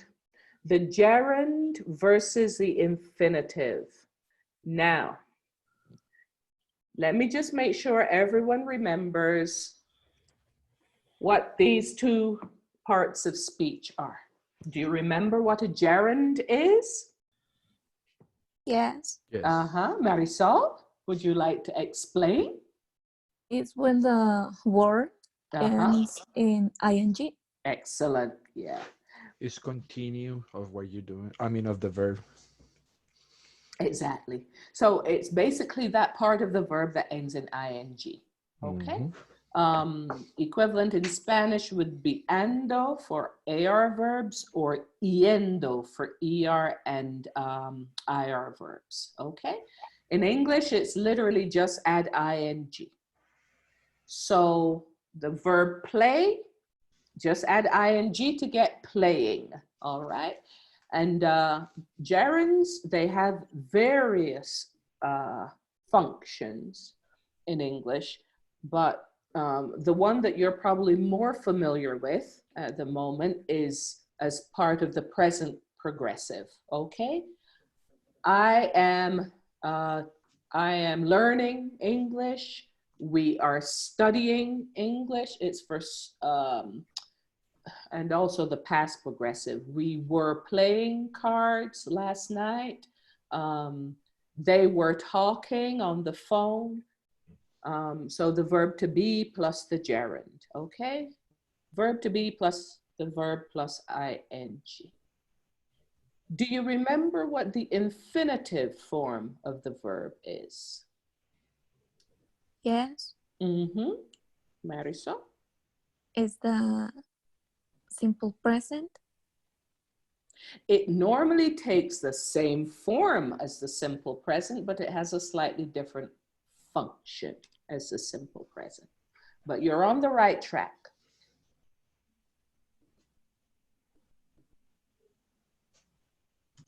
Any ideas from anyone else? So the infinitive, I like to think of it as the purest form of the verb, yeah? So it's the form of the verb that you don't do anything with it. Basically, you don't know who's doing the action yet, all right? And as Marisol says, it's normally in the simple present form, but it tends to be preceded by the word to, okay? So the infinitive of playing. To play. To play. Excellent. Okay, so the gerund is playing, the infinitive is to play. So with the verb to play, you don't know who's playing, okay? It could be I, could be you, could be we, could be they. And you haven't done anything tense-wise either with the verb, okay? So this is the form of the verb before you establish the subject and before you establish the tense, okay? And in English, this form is the same as the simple present, you know, play. If you guys, can you guys see it in the chat box? To play? Yes. Yes. Okay. So yeah, this is the verb in its purest form before you do anything with it, tense-wise or subject-wise, okay? Now, the use of the gerund in English is much, much more widespread than in Spanish. And we have this really weird situation where in Spanish, where you tend to use the infinitive, in English, we tend to use the gerund. And, you know, don't ask me why. I don't know. I just think it might be, it's just the two languages diverge at this point. But this is going to be a little bit of a problem for you, trying to decide the difference, purely and simply because it does not always work the way in English as it does in Spanish. Okay, so this is something that you're going to have to try and wrap your head around. So, gerunds, who wants to read? Gustavo, Janet, you've been quiet for a while. Would you like to read the slide? Has Janet gone to the restroom? Okay. No, I'm here. Oh, are you? I haven't yet. I'm sorry. That's okay. That's all right. Would you like to read? Gerunds are the verb plus ing, please. Okay, gerunds are the verb plus ing. Example, playing. Before a main verb as a subject. Playing music helped me relax. After a main verb as an object. I like playing the guitar. So thank you, Janet. And the first one, this difference between subject and object can be a little bit confusing. Don't worry about it too much. The most important thing to understand is that in the first example, playing is actually a gerund and it's performing the action, okay? So what we essentially have are two verbs in this first sentence. We got two verbs, and the first verb is performing the action that is that's expressed in the second verb. Okay, so playing music, that's a verb. It's actually it's a gerund, but it's acting as a subject. Okay, the main verb is helps. So playing music is the subject, helps is the main verb, okay? In the second example, where the verb is acting as an object, I is the subject and playing is the object, okay? The main verb there is like. Any questions so far? This difference is going to make it, it's going to be a little bit more, I think we've actually done this before, but it's going to be a little bit more obvious when we start doing examples, okay? All right, who wants to read the next slide, the infinitive? I do. Oh. Oh. Gustavo, go ahead. Go ahead, Gustavo. Okay. The infinitive is the pure form of the verb and is usually preceded by to. Good. Example, to play. An infinitive can also be used in front of another verb as a subject. To play music helps me relax. After another verb as an object. I like to play the guitar when I am stressed. There. Good. Well done. So this is a parallel between the gerund and the infinitive. They can both, you know, just like the gerund, the infinitive can also be used as subject and object. Okay. To play music helps me relax. Fine. That's not necessarily the most natural way to say that. But, you know, you know what I mean when I say it, right? To play music helps me relax. I like to play the guitar when I am stressed. So in the first one, in the first example, to play music, it's behaving like a subject, yeah? Where helps is the main verb. And if you remember in the previous example, playing music was acting as the subject as well. In this example, to play music is performing the same function, okay? What does playing music or to play music do? It helps me to relax. So the main verb is helps, and to play is acting like a subject, all right? And similarly, to play music can also act as an object, right? Where in the second example, I is the subject, like is the main verb, and to play the guitar is the object, okay? And this kind of this is parallel to the second example with the gerund as well, all right? So both the gerund and the infinitive can act as both subject and object, okay?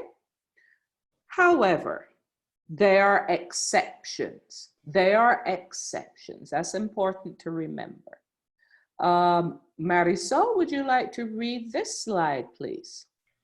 Yes, but sometimes the infinitive and gerund are not interchangeable as the object. As the object, I like to play the guitar. I like playing the guitar. I enjoy to play the guitar. I enjoy playing the guitar. Good. This is because some... Continue or no? Yes, please. Yes, please. Okay. Go on. This is because some verbs, such as enjoy, must be followed by a gerund. There you go. And these are two examples where you can use either the infinitive or the gerund. Say, for example, like, you can use either the gerund or the infinitive, doesn't matter when you're using it as the object. However, it's not so easy with enjoy. There's, you can say, I enjoy playing the guitar. Under no circumstances can you say, I enjoy to play the guitar. The problem is, this is how you would say it in Spanish, yeah? I enjoy to play the guitar. You hardly ever use the gerund in this context in Spanish. So this is gonna be a bit of a mental leap for you, okay? It's gonna be a mental leap. And these verbs, such as enjoy, there's a list of them where you cannot use the infinitive with them. You're gonna have to learn them, okay? There's some verbs that demand the gerund. Let's come back to you, Carlos. Would you like to read these examples of the verbs that demand the gerund? This is not a definitive list. This is just more common examples, okay? Sure. Okay, some verbs demand the gerund. 1, enjoy. I enjoy working out in the morning. Keep. They keep sending me junk emails. Mention. He mentioned working late tonight. Mind. I don't mind doing the dishes. Miss. My wife misses living in Europe. Suggest. My boss suggested attending a new sales workshop. Excellent. Good. Well done.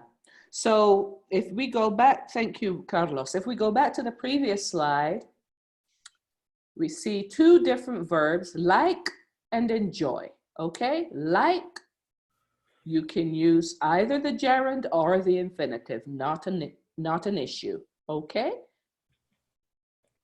And like is gonna be in the majority. The majority of verbs, you're gonna be able to use both the infinitive and the gerund. Enjoy, keep, mention, mind, miss, suggest. These are a minority of verbs where you must use the gerund, You must use the gerund, okay? Please don't ever say, I enjoy to work out. They keep to send. He mentioned to work. You can't do it in English. You can't do it, okay? And these verbs, as I said, you're gonna have to learn these. So if you guys want, you can do this two ways. Either you can make a note of these verbs here as we go through the slides. You can write them down, or I can send you the slides after class today. Okay, it's your choice, but you're gonna have to keep a list somewhere for reference of these verbs that you absolutely need to use with the gerund. Okay, here are some more examples of verbs that these are verbs that actually demand the infinitive. You can't use gerunds with these. Okay, who wants to read these examples? Janet, are we back with you, or Marisol? Yeah. Marisol? Who? Up to you. I don't mind who does it. Me. Go ahead, please. Okay. Some verbs demand to the infinitive. Agree. Tom agreed to help me. Mm-hmm. She asked to leave the meeting as she felt sick. Good. Care. He doesn't care to participate today. Demand. They demand to speak with Mr. Harris. Mm-hmm. Learn. I learned to speak French in Paris. Plan. I plan to go back to Argentina next year. Excellent. Good. Well done. So you've got some verbs that need the gerund with them, and you have some verbs that need the infinitive with them. Okay, you cannot interchange. You know, with verbs that demand the infinitive, you can't use a gerund. With verbs that demand the gerund, you can't use the infinitive. Okay, is that clear, guys? Yes. Yes. Yeah. Okay. Let's practice. Now, some of these verbs, let's see, are these all on the list? Do you guys want to make a note of these before we do the examples? Yes. Before we do Yes. the fill in the blanks? Sure. Yeah, I think that might be a good idea.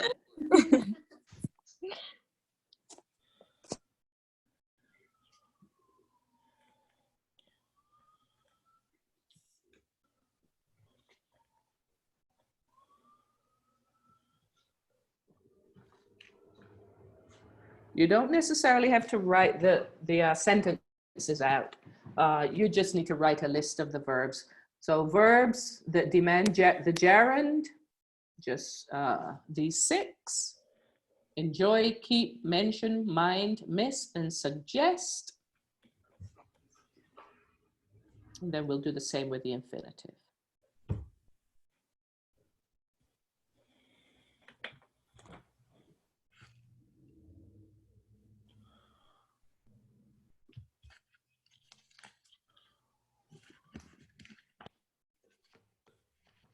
Let me know when you're done, please. I do. I'm done.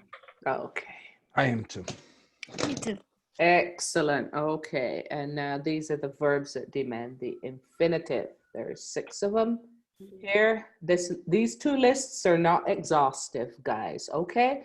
These are not the only ones. These are just examples. Agree, ask, care, demand, learn, plan.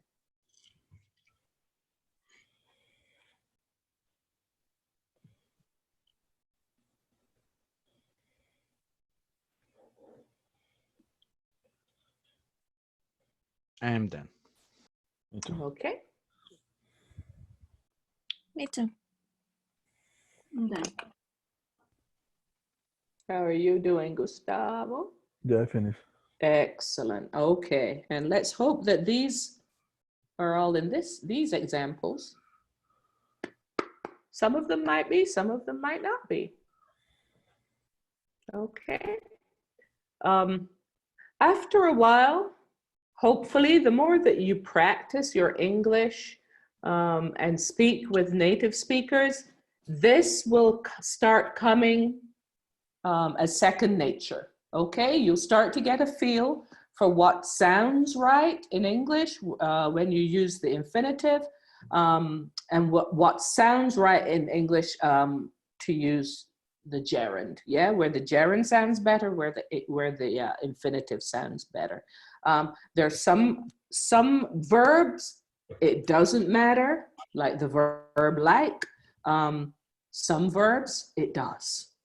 Okay, so let's see here if we're gonna use the gerund or the infinitive with these verbs. Who wants to start? Number one, let's go back to Carlos. Okay. Number one. We'll go Carlos, Marisol, Janet, Gustavo. Okay, Carlos, Marisol, Janet, Gustavo. Okay. All right. Number one, Dad enjoys reading science fiction. Excellent. Enjoys demands the gerund. Good. Number two, Marisol. Cheryl Cheryl. suggested seeing a movie after work. Excellent. Well done. Suggests, demands the gerund. Number three. Janet? I miss working in the travel industry. Excellent. I can get my old job back. Excellent. Good. So miss demands the gerund. Good. Number four, Gustavo? Where did you learn to speak Spanish? Excellent, sir. Was it in Spain or in Latin America? Excellent. So learn demands the infinitive. Okay. Number five, back with you, Carlos. Okay. Number five. Do you mind helping me translate this letter? Excellent, sir. Well done. Well done. Number six, Marisol. He asked to talk to the store manager. Well done. Number seven, Janet. You have never mentioned living in Japan before. Excellent. Well done. Gustavo. If he keeps coming to work late, he's going to get fired. Excellent. Back with you, Carlos. Davis plans abroad next year. Davis plans to study abroad next year. Good. Well done. Mm-hmm. And number 10. I agreed to help Jack wash his car. Well, look at that. 100%. You guys rock. Well done. Well done. Any questions? See, you guys didn't have any problems with that. No problems whatsoever. All right, so let's put this principle into practice, okay? Let's have a conversation. Well, you guys are gonna have a conversation. I'm gonna rest my voice for a little bit, okay? So you can ask each other these questions and try to stick with the format in the question, okay? So if you see that the verb in the question demands the gerund, please try to use the gerund in your answer, and vice versa with same with the infinitive, okay? So we're gonna start with, go back to Carlos to Marisol, Marisol to Janet, Janet to Gustavo. If you can remember that order. Yes. Oh, it's all right. Don't worry. I'll remind you. Sorry. All right. Marisol, name a few things that you enjoy doing. Okay. I enjoy hiking. In this quarantine, I enjoy cooking. um, I enjoy talking with my mom. Um, I enjoy.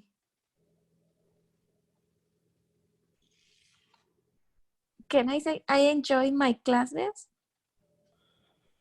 Yes, you can say that. Or I need to use a verb? No, you don't. You don't have to use a verb.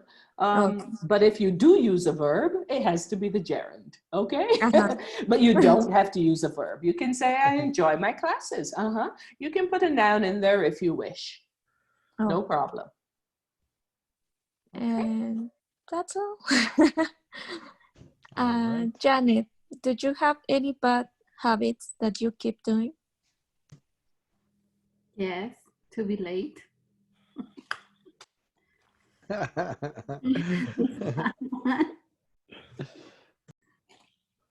Okay, so Janet, you'll probably need to say being late, okay? Being late. Yeah. Okay, yes. Being late, That's it. that's all. Okay, Gustavo. Well, has your wife mentioned it doing anything special lately? Well, I don't have a wife, but can I say girlfriend? Of course. All right. Um, yes, she mentioned to maybe go to Mexico. So she mentioned going to Going Mexico. Yeah. Mexico. So, yeah, you're gonna, with mention, you need to use the gerund. Yeah. So, has your girlfriend mentioned doing anything? Yes, she mentioned going to Mexico. Okay. Okay, cool. So going back to Carlos. Yes, please, Yeah. Gustavo. Okay. Yes. Is there anything that your wife dislikes doing that you don't mind?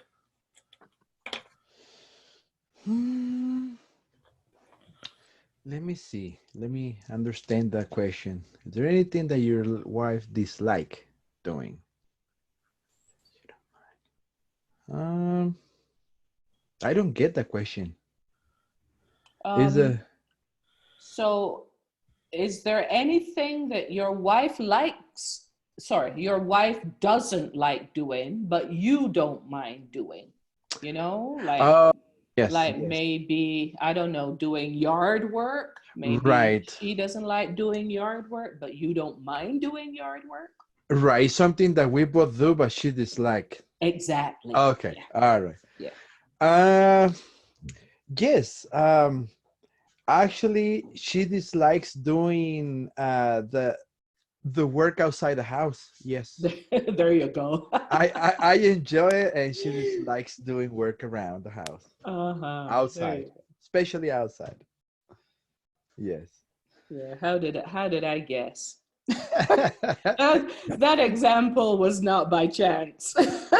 Yeah. If I don't do anything outside, it's gonna be like the show, Earth Without Humans outside the house. So I have to do it, and she You have to dislikes do doing it. that. Yeah. Yes. Good for you. Good for you. Number 5, Marisol. Is there an activity from your childhood that you miss doing? Yes, I miss visiting my grandpa,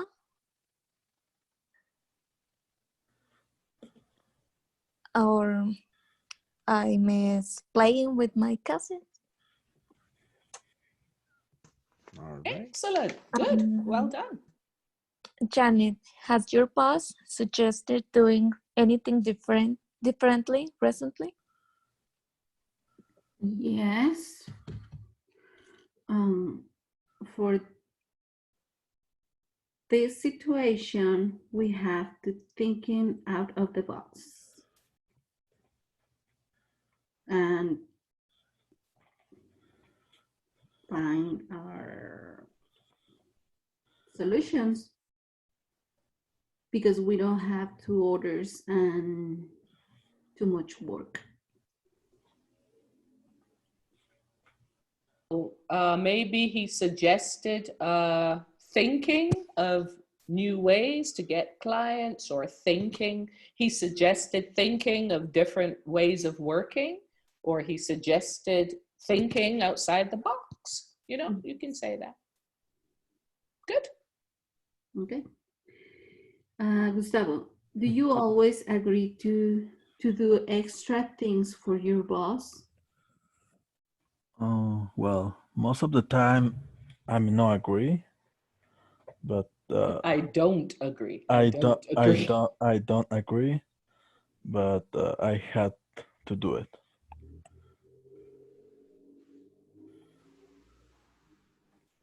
Okay.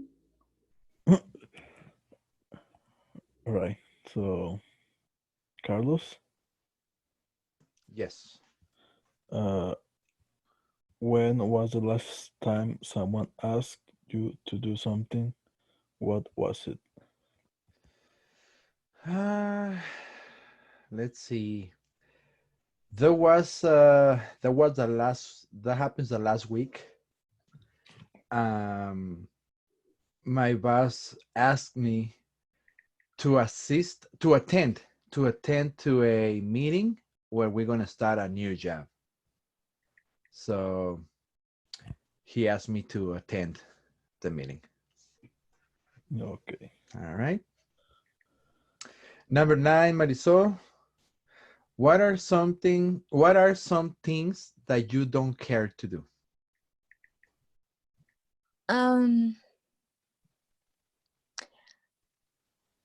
I don't care to do laundry. I don't have a blame question, you. teacher. Uh-huh. That is in a negative way, or is the things that I do but I don't care? Well, yeah, it's this construction is this phrasal verb with care to. It's a little misleading, okay? Because it has nothing to do with taking care, like how you would be, or being careful, okay? Mm-hmm. It's a way of saying, if I say I don't care to do that, it just all it means is that I don't like doing it and I don't want to do it. Okay? Even though I have to do it, but I don't enjoy doing it and I don't want to do it. So something you can say, as you did, I don't care to do laundry. It means that you do it because you have to, but you don't enjoy doing it. Okay?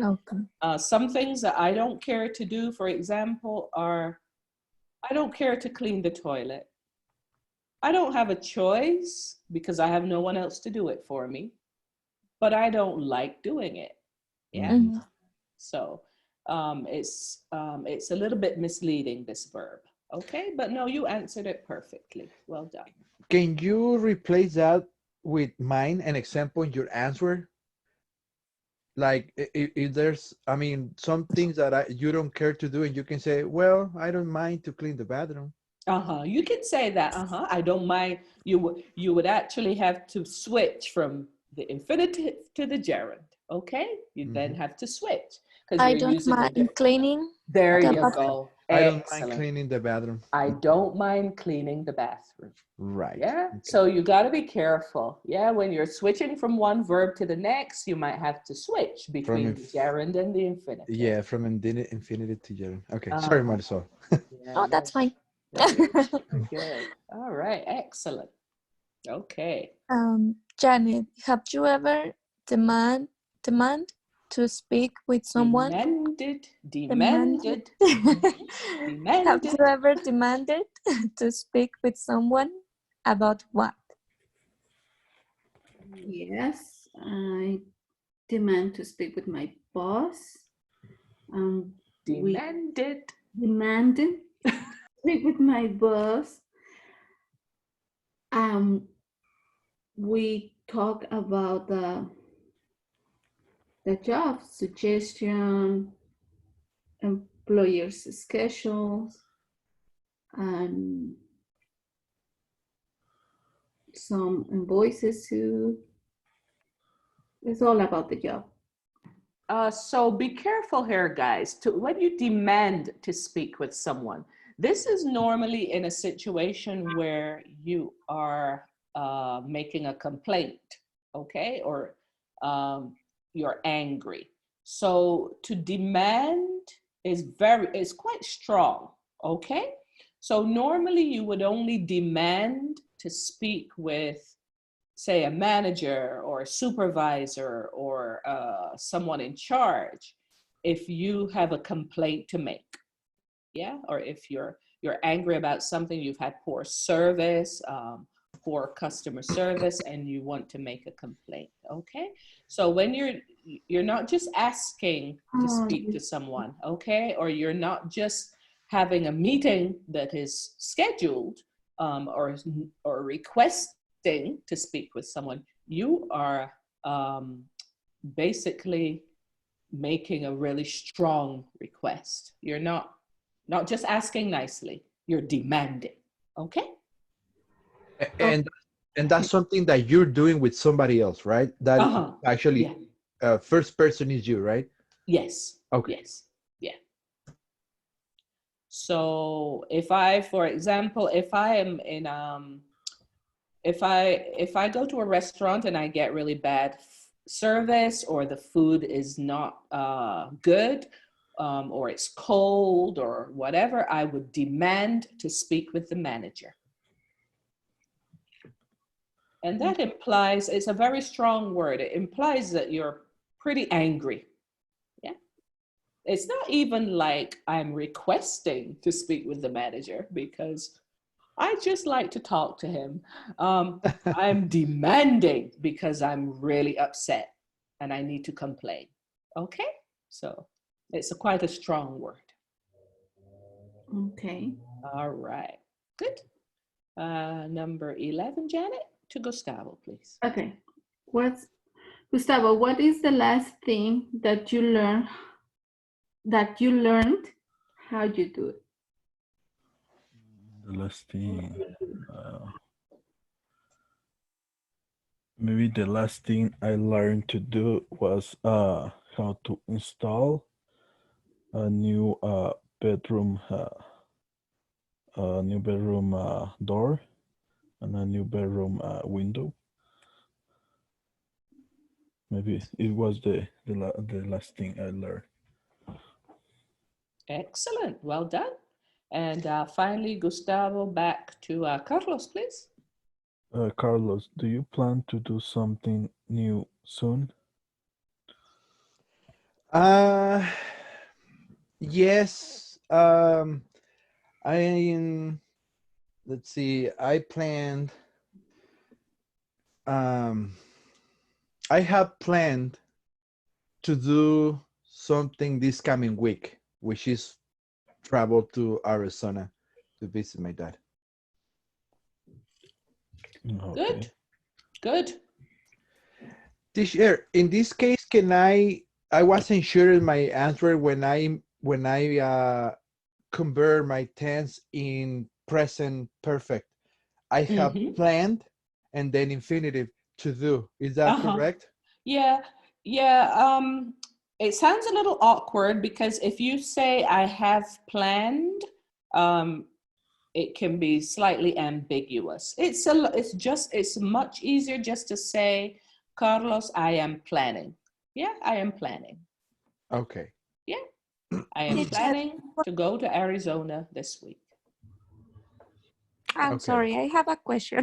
That's okay. What is ambiguous? Ambiguous. Ambiguous. What does that mean? Let me write that word in. I'll write it in the chat box. Ambiguous is when something has two possible meanings. Okay. So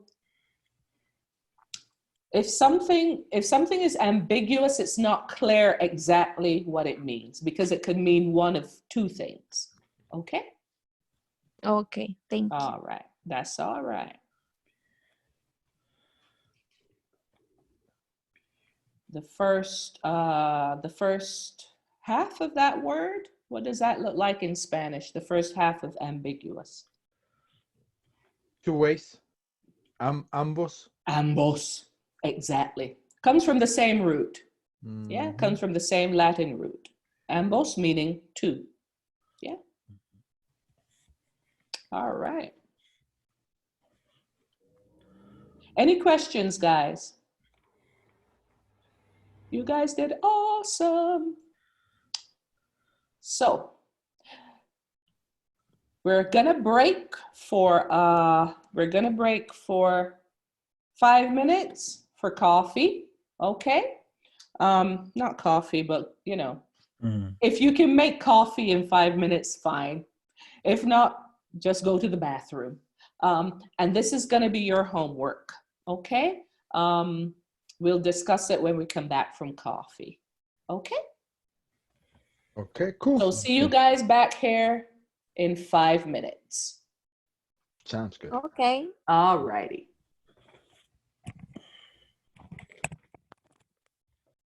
All right, well, we're gonna press on.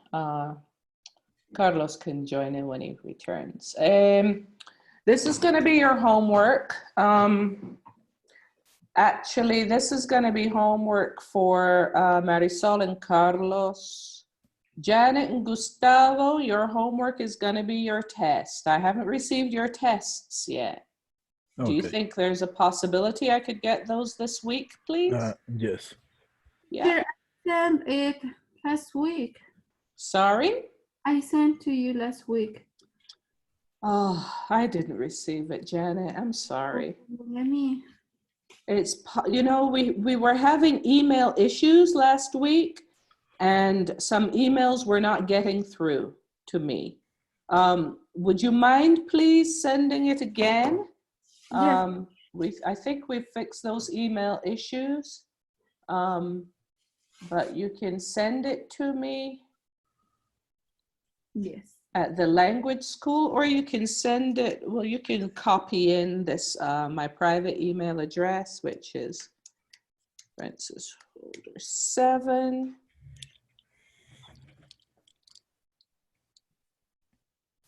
@gmail.com. You can, if you send it to both emails, Janet, it should get to me. Yeah. Okay. Yeah, apologies for that. We were having some email problems last week. Okay, and as soon as I get your tests, we can make arrangements for you to have your new books. Okay? Okay. All right. So Marisol, this looks like an awful lot of homework.